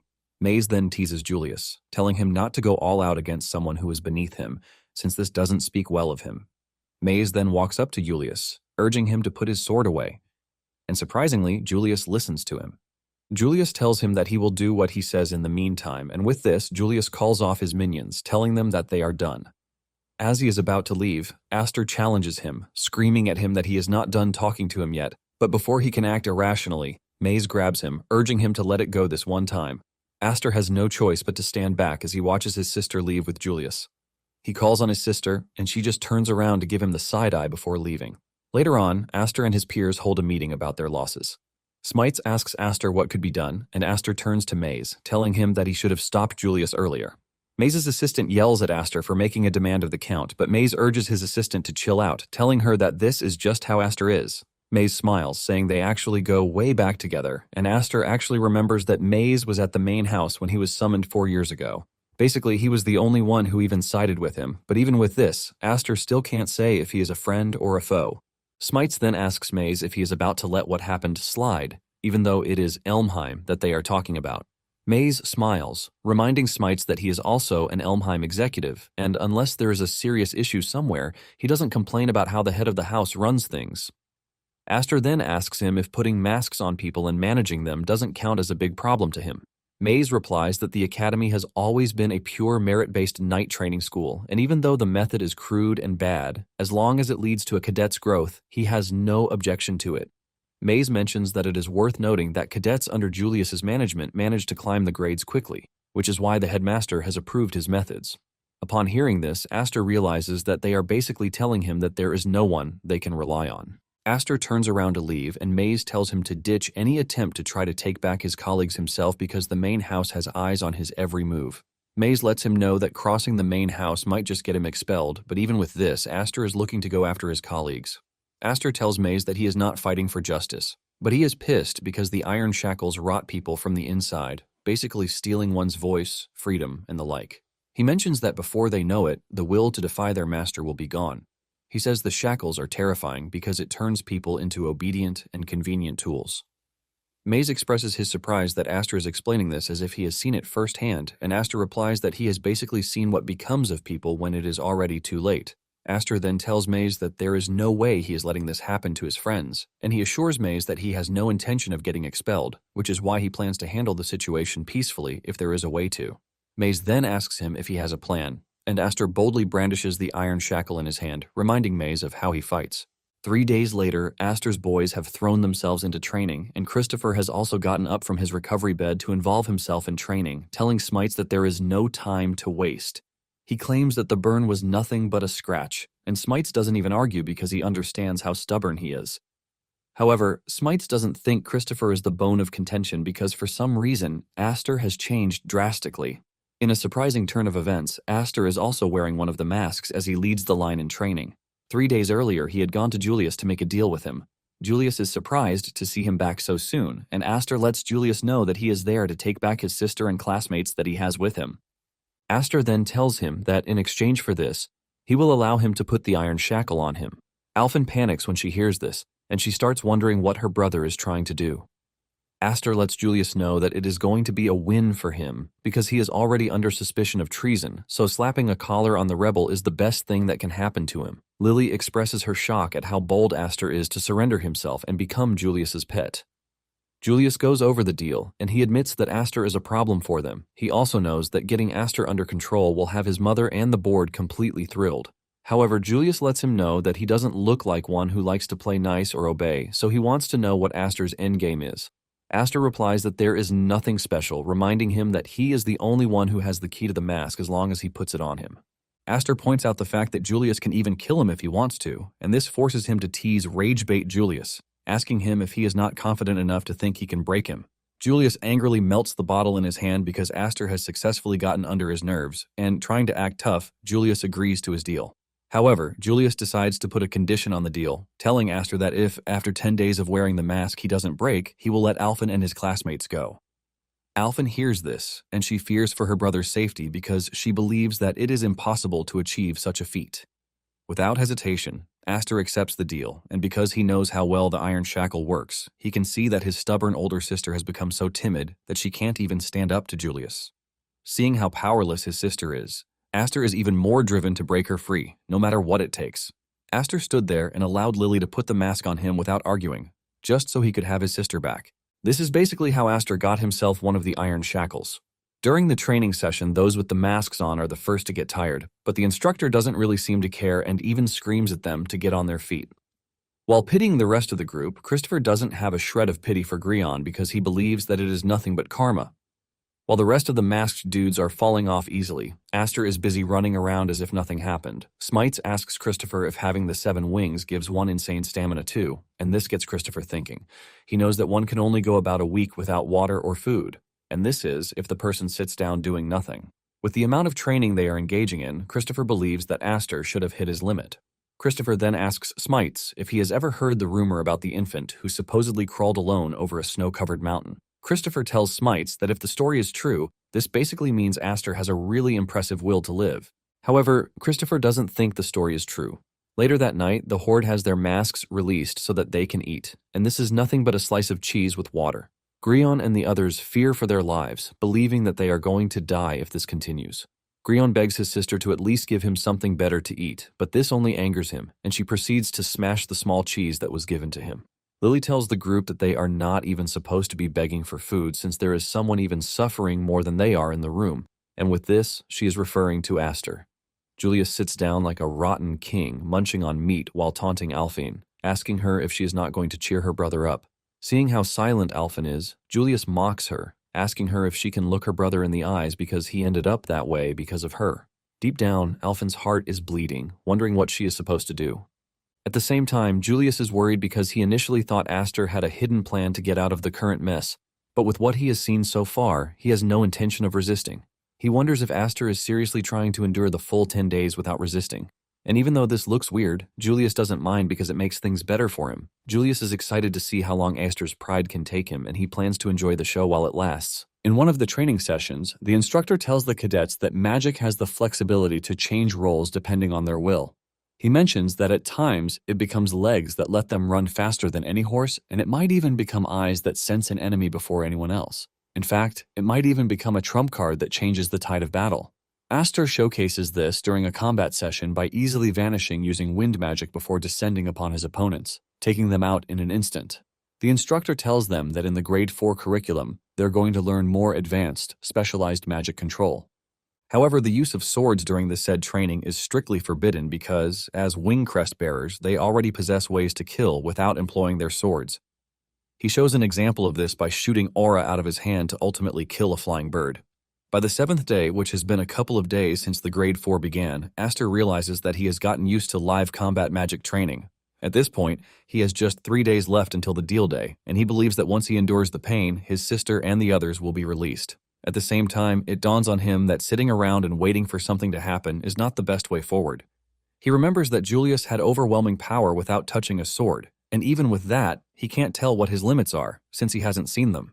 One thing is clear to Aster, and this is the fact that Julius is in 1st grade, so he can't even afford to be stuck on the level he currently is. Aster manages to stand up from where he is sitting, even though he is exhausted. He's about to take a step when his vision blurs out and he crashes to the ground. His body temperature shoots through the roof thanks to the fever taking over his body. Out of nowhere, Christopher appears on the scene to check on him as if he had been stalking him. It turns out that Maze was the one who gave Christopher the task to monitor Aster because it would be disastrous if he died. He has given Christopher the order to help Aster in case anything happens, and even though he doesn't know what is going on in Maze's head, Christopher agrees to help. Christopher is about to get down to business to break the mask when Aster grabs his hand to stop him. Christopher is surprised that Aster is still trying to hold on in this situation, and he tries telling him that he is going to end up dead. But Aster lets him know that he can't give up because no one will save his sister, so he orders Christopher not to interfere. However, all of his rants can't be heard thanks to the mask covering his mouth. But Christopher can clearly see that he is not happy with his attempt to help. Christopher then tells Aster that there is no guarantee that Julius will honor his own side of the deal. Suddenly, Lily shows up with the rest of the zombie horde, taunting Aster, telling him to stop wandering around because he might be mistaken for an undead. Christopher challenges Lily, asking her why she has come to disturb their training session, reminding her that she is in Grade 2, so she has no business there. Lily then reveals that the zombie horde from Grade 4 said they want to show off for her, which is why she decided to show up. She lets Christopher know that the instructor didn't have an issue with this. Lily leaps into the top of a tree to mock Aster, telling him that she can't wait to see when he will start begging that he can no longer take it. Just then, she orders the zombie horde to go after Aster. Aster immediately figures out that Julius wants to take him out before the 10 days are up. Aster is surprised that Julius is willing to do this openly, and to make it worse, Christopher has been dragged into the mess. Aster and Christopher stand back to back while engaging the zombie horde coming for their heads. To make the situation even worse for them, they are under a restriction not to use their swords. As the battle continues, Aster realizes that he needs a trump card because they will lose in the end if they go for a battle of endurance. Aster knows that it is imperative that he comes up with one, or he can essentially consider the battle a lost cause. While watching the battle, Lily knows that Aster is probably raging that he can't use his sword, which is his strong suit. Since Aster was acting all tough in front of everyone, Lily is happy that he is currently getting humbled. They are basically looking to humiliate him because the more he refuses to give up, the more pathetic he will look. Suddenly, Aster hears Christopher yelling at him to get out of the way, and by the time he turns around, he sees a giant dude leaping toward him. Before he can react, he gets hit in the chest, sending him into a tree. Aster coughs up blood aggressively before passing out right on the spot. Christopher panics when he sees this, wondering if Aster is dead. But Lily orders the Horde not to kill Aster because she wants to keep him as a pet. She tells the giant that he is free to torture Aster all he wants, but make sure he stays alive. Just as one of the masked cadets is about to beat Aster, Aster suddenly locks in and his aura begins to flow. He blocks the dude's attack and delivers a counterattack that leaves Lily stunned. When everything becomes clear, they realize that Aster had cut the dude's arm with magic, which is completely surprising. They realize that Aster is operating on some sort of magic defense system, but it appears to be thin. Since it appears to be a bit weak, the giant decides to crush Aster before he gets the chance to increase his defense line. He rushes toward Aster, who had managed to get on his feet.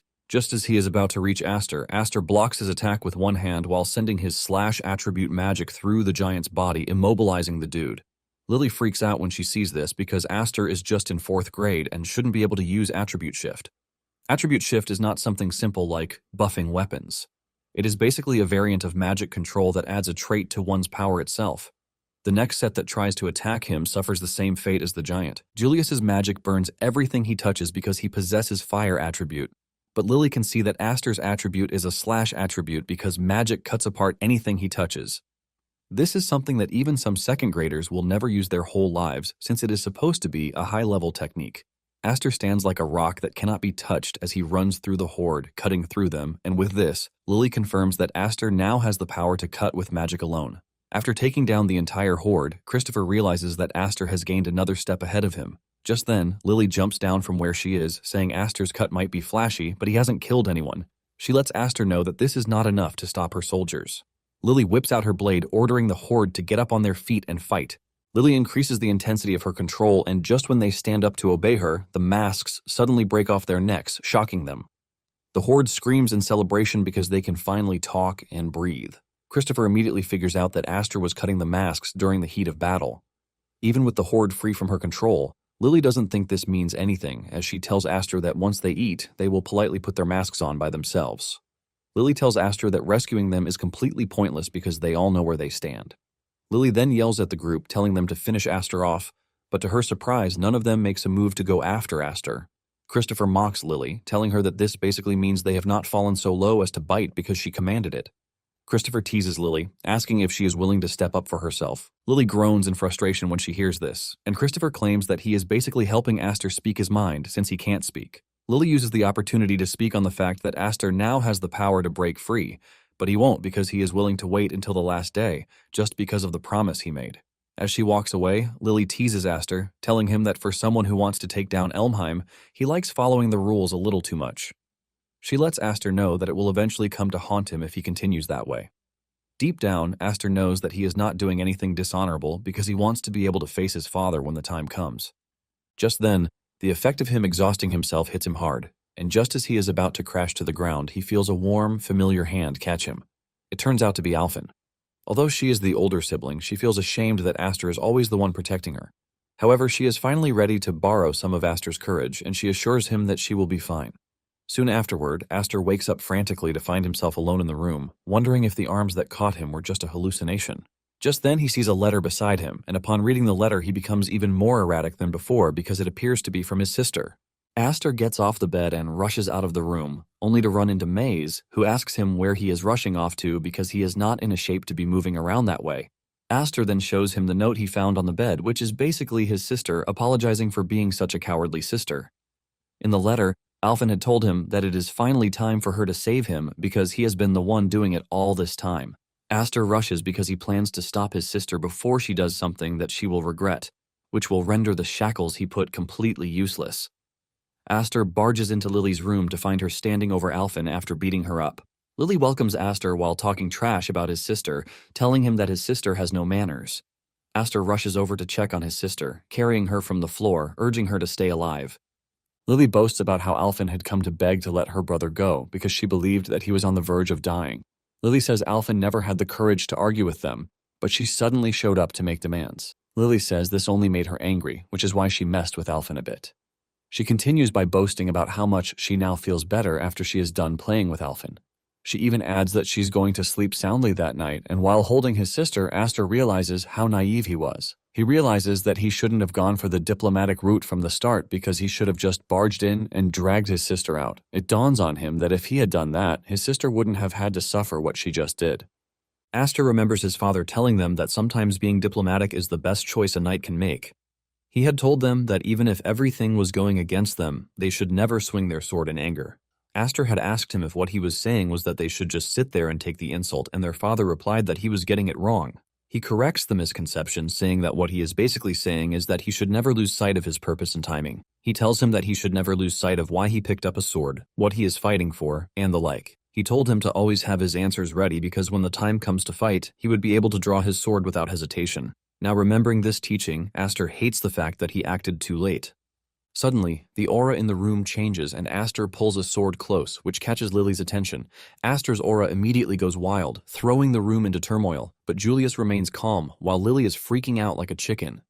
Aster's anger goes beyond control as his alter ego tells him to wipe out every single one of the Elmheims.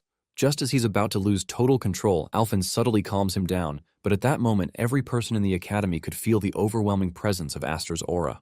Aster gently sets Alphen down and goes after Lily, aiming to cut her down, but Julius steps forward to block the attack. Julius commends Aster's strength because he hasn't even been eating for days and he still has that much power to throw around. Nonetheless, he asks Aster if he is sure about what he is about to do because he was basically enduring everything just to save his friends. Julius pushes Aster backwards, but he immediately makes a return because he is now determined to take Julius down with his own hands. Julius realizes that Aster is not ready to back down, and he suggests that they finish what they started before. With the two going crazy at each other, the other cadets in the room make a run for it so as not to get caught in the whole thing. Even Lily is freaking out because she wasn't expecting Aster to be in such a state and still be able to hold his own against Julius.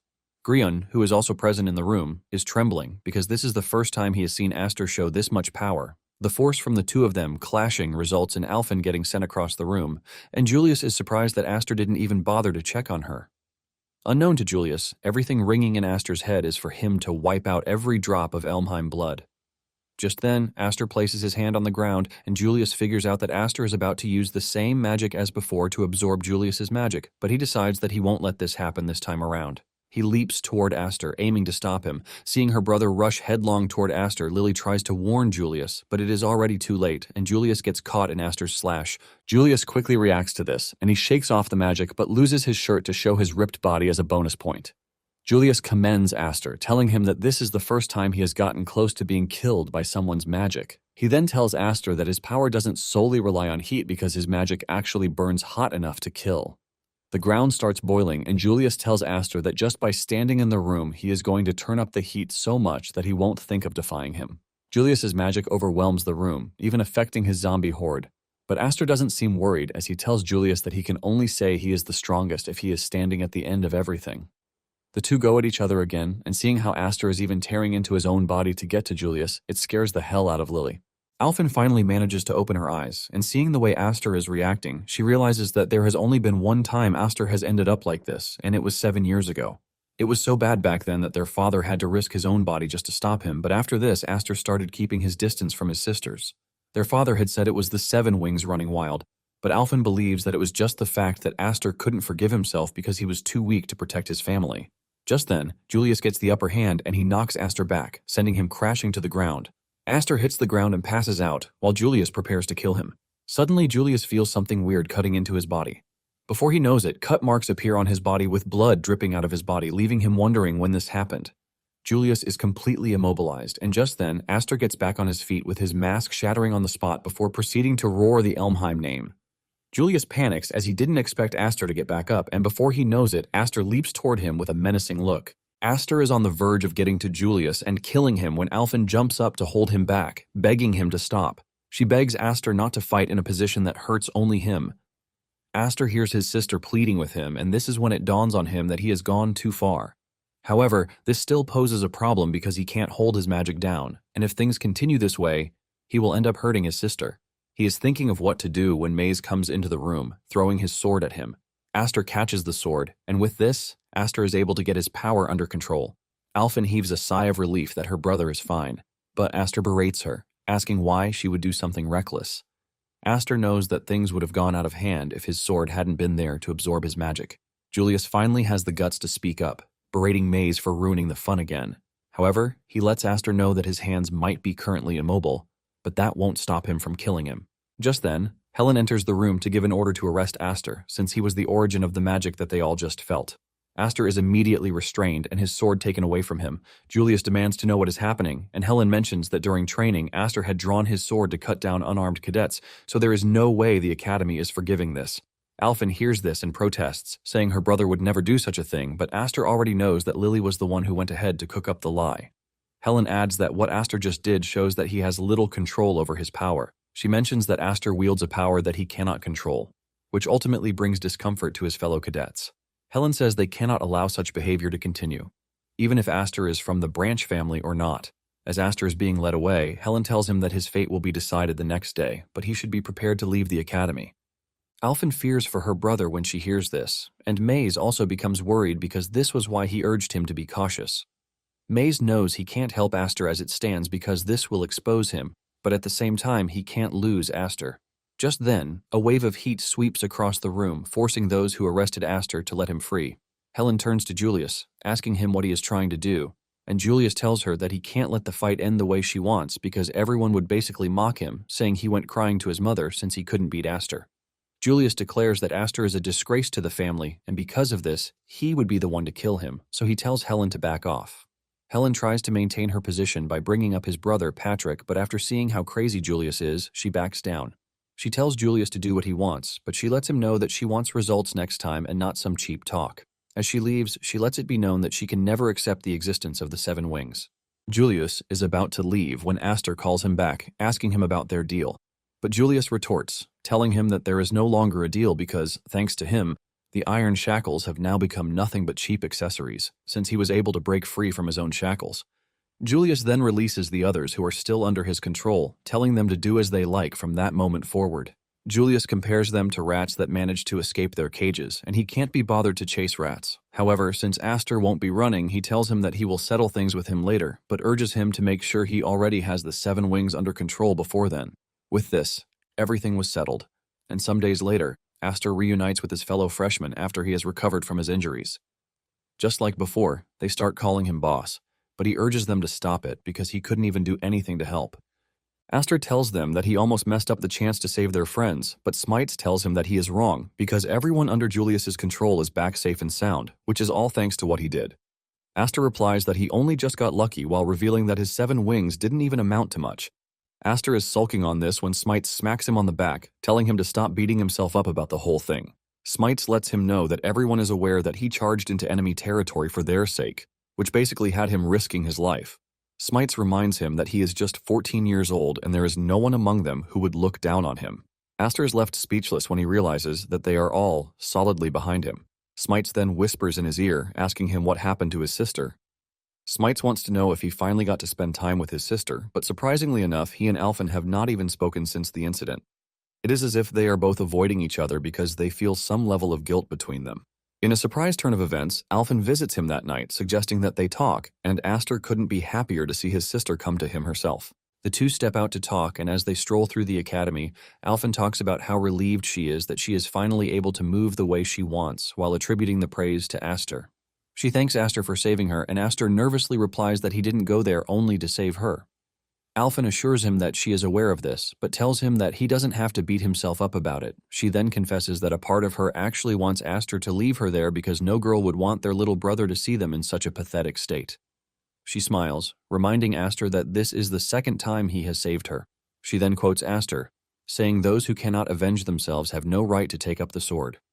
This was what Aster said at the sword dance festival, and Alphen admits that when she heard it, she was deeply frustrated because Aster was right.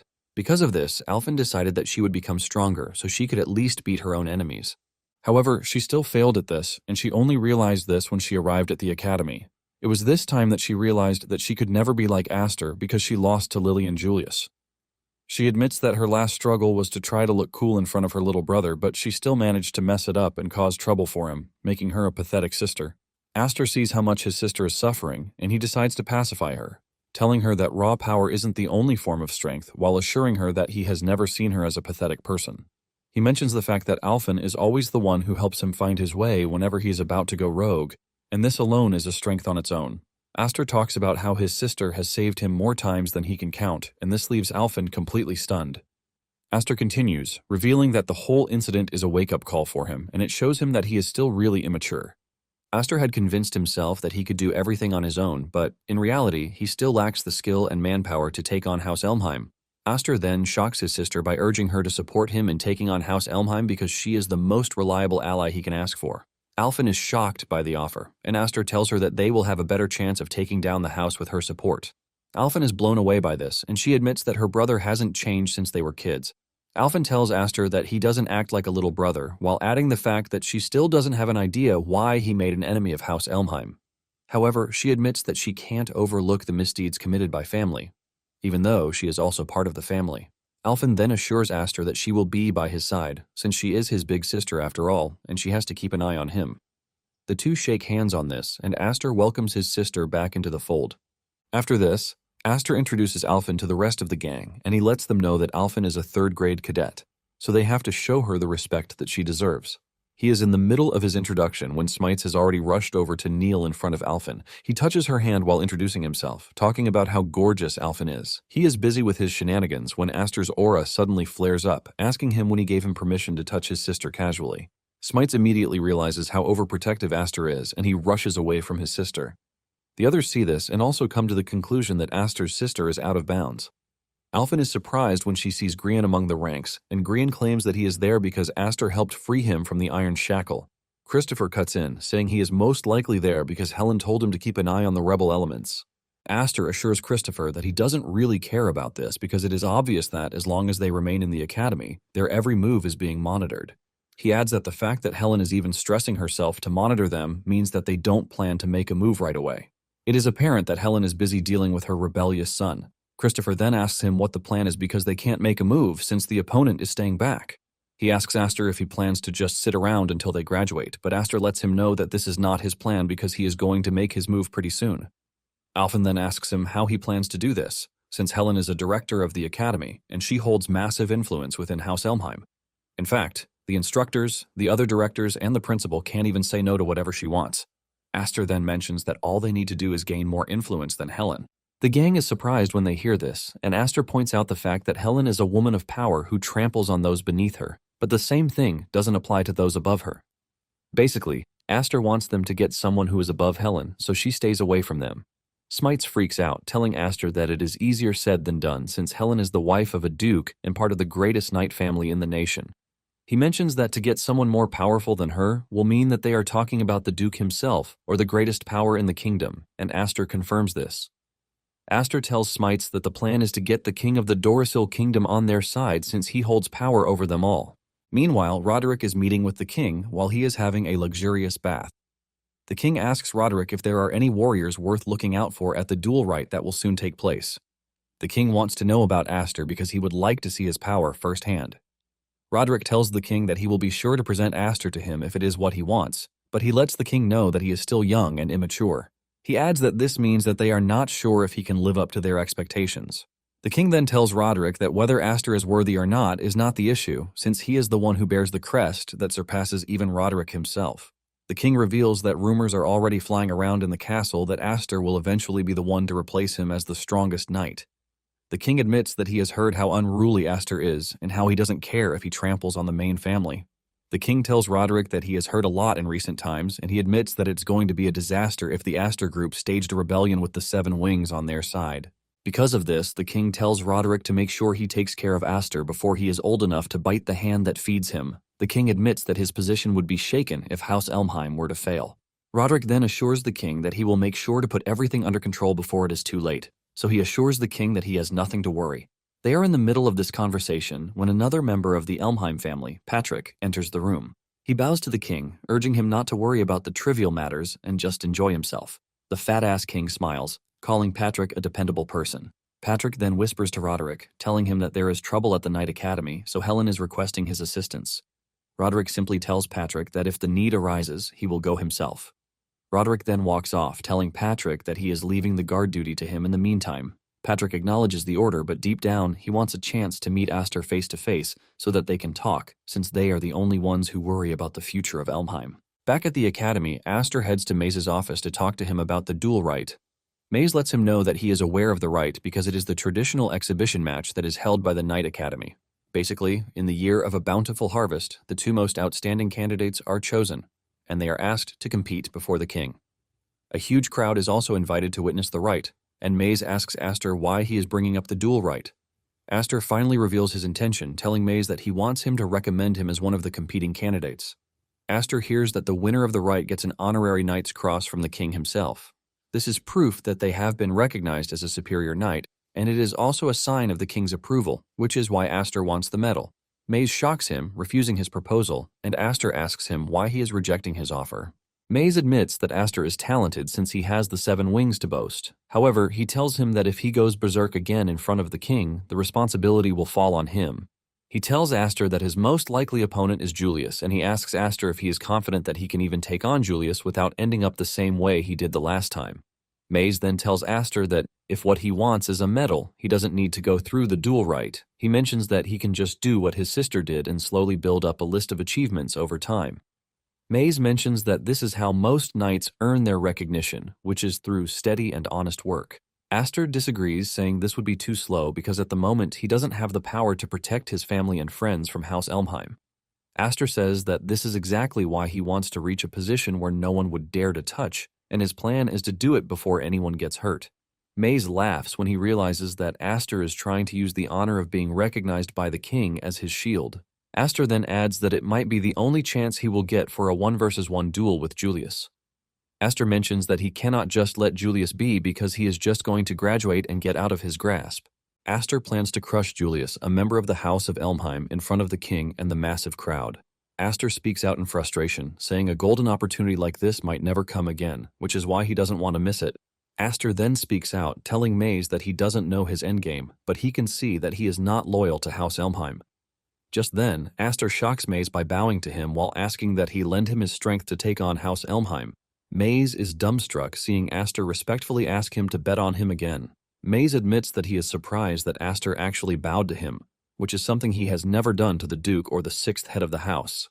Maze then gets up from his seat, telling Aster that since he is humble, he is going to give him a chance. He tells Aster that if he can make sure he will keep the 7 wings under control and stop them from going berserk, he is going to consider recommending him. However, to do this, he has to learn more about the 7 wings, and he has a specialist for him. Maze then tells Aster where he needs to go, where he will meet this strange specialist, who appears to be an important person. The person Aster was sent to ends up being the headmaster, Mimir, and he looks really happy to see Aster. He tells Aster that he has been waiting to have a long conversation with him since he possesses the 7-wing crest. Aster knows who Mimir is, even though he looks like a typical unassuming old man. This doesn't mean he is a pushover because he was once a famous royal knight who dedicated his knowledge to the prosperity of the nation, so he is basically a true magic specialist. Aster figures out that he is truly the best person to show him the way when it comes to learning more about the 7 wings. Aster excitedly asks the principal if he knows how to control the 7 wings, and the man confidently assures him that he does. Mimir finds it hard to hide his excitement, telling Aster that no one is more interested in the 7 wings than he is. He suddenly turned around, grabbing Aster's shirt to reveal the 7-winged crest on his back. Mimir is completely overwhelmed by it, as if he has stumbled upon gold. He talks about how the lines are exhibiting so much mana that it gives him goosebumps. While he is busy doing this, other workers standing around are staring at him like he is some kind of creep. Aster finally manages to wrestle the old man off his body, and Mimir apologizes for getting carried away, claiming that he is always really curious when it comes to the crests. Aster already whipped out his sword since he was already convinced that the old man was out to get him. Mimir then mentions that he is in a bind, and Aster asks him what he means by this. Mimir mentions that those who bear the 7-wing crest are extremely rare. Mimir mentions that there are loads of books on other crests, but when it comes to the 7 wings, all they have is nothing but speculation.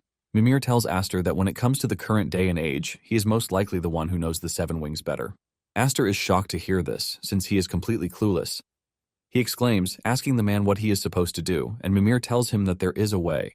They walk into a sacred room, and Mimir tells Aster that all he has to do is ask someone who possesses the 7 wings. There is an altar in the room that carries a book, and Mimir explains to Aster that crests were originally gifts that were bestowed upon humans by spirits. Aster replies that he is aware of this, but he can't say he has seen one of the spirits himself. Mimir assures him that the spirits actually exist, but the majority have vanished from the world. Mimir then claps his hands, and with it emerges a dragon statue with 7 wings from the book. Aster is completely blown away, and Mimir explains to him that the spirits established a class system based on the number of wings that they were born with. Among them, those with 7 wings were called the Great Spirits, since they possess unique powers that set them apart from all others. They could do amazing things like manipulate the weather, revive the dead, and some could even travel through time, basically standing on the pinnacle of existence. The moment Aster hears that they could travel through time, it catches his attention, leaving him to wonder if it is the same power that helped him regress. Mimir then tells Aster that a great spirit is sealed within the book, and if he can meet and speak with the spirit directly, he should be able to finally control the 7 wings. He adds that Aster might even gain power that is way beyond what he dreamed of. Mimir lets him know something important, and this is the fact that the spirit inside the book has a crazy temperament. In addition to this, he absolutely hates humans, so Aster should be prepared to meet hell if he later meets the spirit. Aster asks Mimir why the dragon hates humans so much, and Mimir replies that humans betrayed the spirit in the past, which is why he ended up getting trapped inside the book. Aster finally understands why the spirit is bitter, but at the same time, he is weirded out by the fact that he has to meet a spirit inside a book to ask for guidance. Nonetheless, he knows that he has no choice because it is something he has to do. The moment Aster touches the book, his 7-wing crest starts resonating with the spirit inside, generating a bright golden light. Moments later, Aster finds himself amidst a ruined city currently on fire. There is carnage everywhere, and Aster is trying to understand what is happening when he is suddenly attacked from behind. He reacts and turns around to block the attack with his sword, only to see that he is holding his former sword. In addition, the clothes he is wearing are the same ones he wore when he was a soldier. This leaves him wondering what is happening to him, but at the same time he figures out that he has to cut his way out of the mess. Suddenly, he notices something weird, and this is the fact that he can't use mana. He is forced to leap backwards to create some distance between himself and his attacker. Before he knows it, the attacker gets more reinforcements who dive on him, calling him a rebel and an Elmheim dog that needs to be struck down. Suddenly, a powerful strange person appears from behind, cutting down Aster's attackers with a single swing of his sword. Seeing who the person is, Aster is completely dumbfounded because this is someone whom he believed to be dead. The people who saved him turned out to be Dallas and Grion, and they are even addressing him as Aster. Aster speaks up in curiosity, telling Dallas that he is supposed to be dead, but this only pisses Dallas off. He asks Aster what he means by this, demanding to know if he wants him dead. Dallas walks closer to Aster, reminding him that they are on a battlefield, so he won't mind adding him to the list of casualties. Dallas places his swords around Aster's neck, but Aster just stands there in confusion, trying to understand what is going on because Dallas should actually be dead. Seeing how cold Aster is, Dallas almost loses his mind as he screams at Aster, asking him why he is staring at him weirdly. Grion grabs Dallas from behind, telling him that they don't have time for Aster because their father's attack will soon begin. Just then, Roderick appears in the sky, unleashing a powerful spell, while Aster watches in fear because this was the same scene he saw in his past life. Roderick lets loose of the spell, burning up his enemies while boasting about the power of his 7 wings. It finally dawns on Aster that what he is currently experiencing are memories from when he was Ash. Back in the past, at this time, was when the largest rebellion in the history of the Dorsal Kingdom happened. Roderick killed the king, and he made himself the new ruler of the country, which ultimately sparked a civil war between the Elmheim faction and the anti-Elmheim faction. This was the same war that Aster experienced before he finally died. He later met with Roderick to give a report about how most enemy forces have given up their arms. Roderick doesn't think the war is over, telling him that until he claims the head of all the rebels, it is not the end. Roderick then tells Aster that the remnants of the rebel army are hiding in the Alv Highlands, located in the east. Roderick orders Aster to find them and wipe them out. Aster acknowledges this, and Roderick hands him a box filled with items called the Fallen Crest, telling him to use it alongside his squad members. Apparently, it is an artificial wing crest that temporarily increases one's magic power, and Roderick tells him that with this, a wingless like him should be capable of holding out against knights. Aster then shocks Roderick by saying he is aware that the Fallen Crest not only gives magical power. Roderick is stunned to hear this, but before he knows it, Aster gets to his feet and drives his sword into Roderick. It turns out that whoever uses the crest suffers something strange in exchange for power. Aster yells at Roderick, telling him that they are not his tools while asking him how many people he thinks have died thanks to the war he started.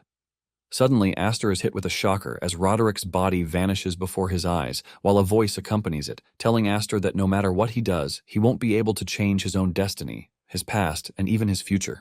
Out of nowhere, Aster finds himself elsewhere, leaving him completely stunned. He's wondering where he is when he hears someone call him captain from behind.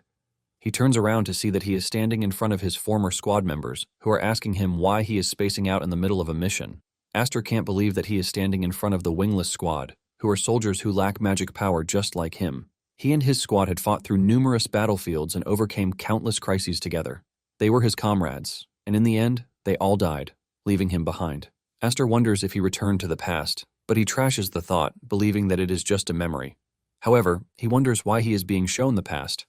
One of them taps Aster, telling him to pull it together because they are already in enemy territory and they have no idea where the enemy is hiding. Just then, Aster tells them that they can't stay there because they are in danger. He yells at his men, telling them to fall back because the enemy is already waiting to ambush them just right ahead. His squad members believe that he is just spewing trash, reminding him that they can't even turn back from that point because they are also going to be killed. He hasn't even finished his statement when an arrow comes flying from a distance, impaling and killing the dude. Enemies appear overhead and the squad roars out in panic because they have fallen into an ambush. Before they know it, they get overrun using magic power, and seeing this, some of the squad members whip out the fallen crest that he was given. Aster sees them try to use it and he yells at them to stop, but before he can warn them, they have already pushed the crest into their body. This immediately gives off a dark energy that results in a forced transformation, which turns them into flying beasts. They run wild, cutting down everything in front of them, and in the end, what was left was nothing but bodies from both sides. Even Aster was completely decimated, and not long after this, Julius arrived on the battle scene. One of the transformed squad members tries to get Julius to help him, but Julius mercilessly kills the dude. Within an inch of his life, Aster asks Julius what he is doing there, and Julius confidently tells him that they just finished hunting down the remnants, which is thanks to Aster's squad acting as decoys.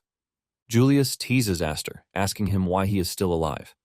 It suddenly dawns on Julius that he didn't use the fallen crest, and Aster painfully tells Julius that his comrades are humans and they don't deserve to die the way they did. Julius mocks the dead, and Aster finally gets a grasp on the situation.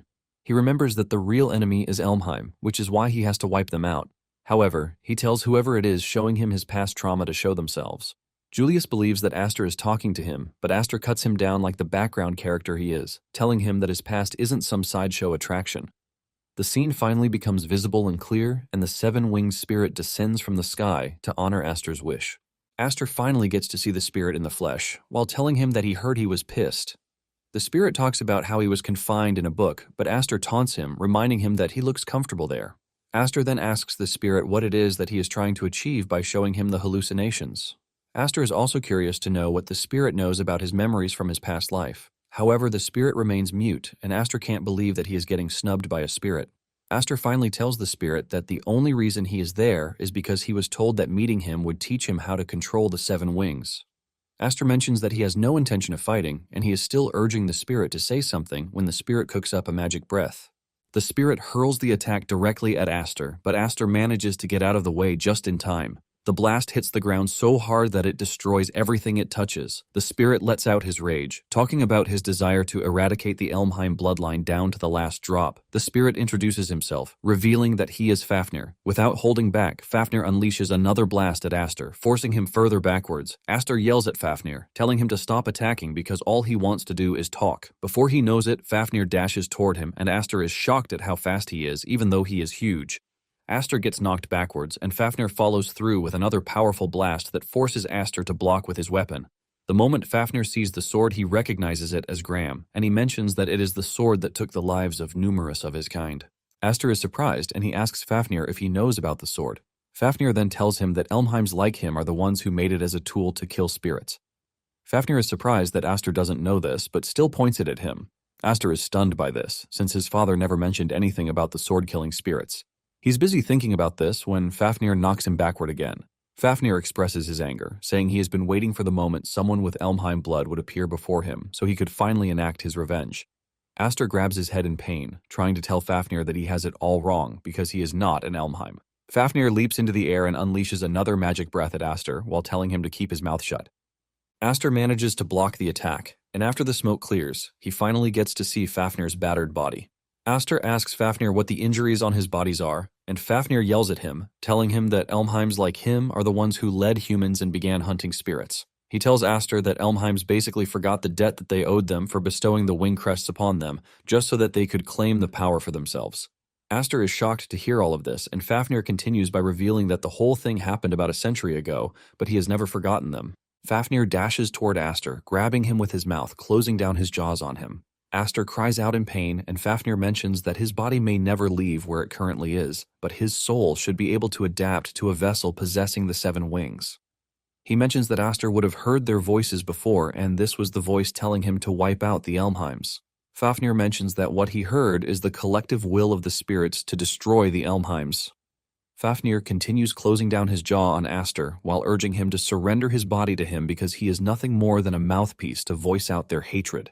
Aster has finally had enough, and he pours his power into his sword to break free from Fafnir's jaws. Aster launches his own attack while telling Fafnir that even though he sympathizes with him, he is not about to become a tool for him to enact his revenge. Aster delivers a powerful slash that causes the spirit so much pain that he screams out in agony.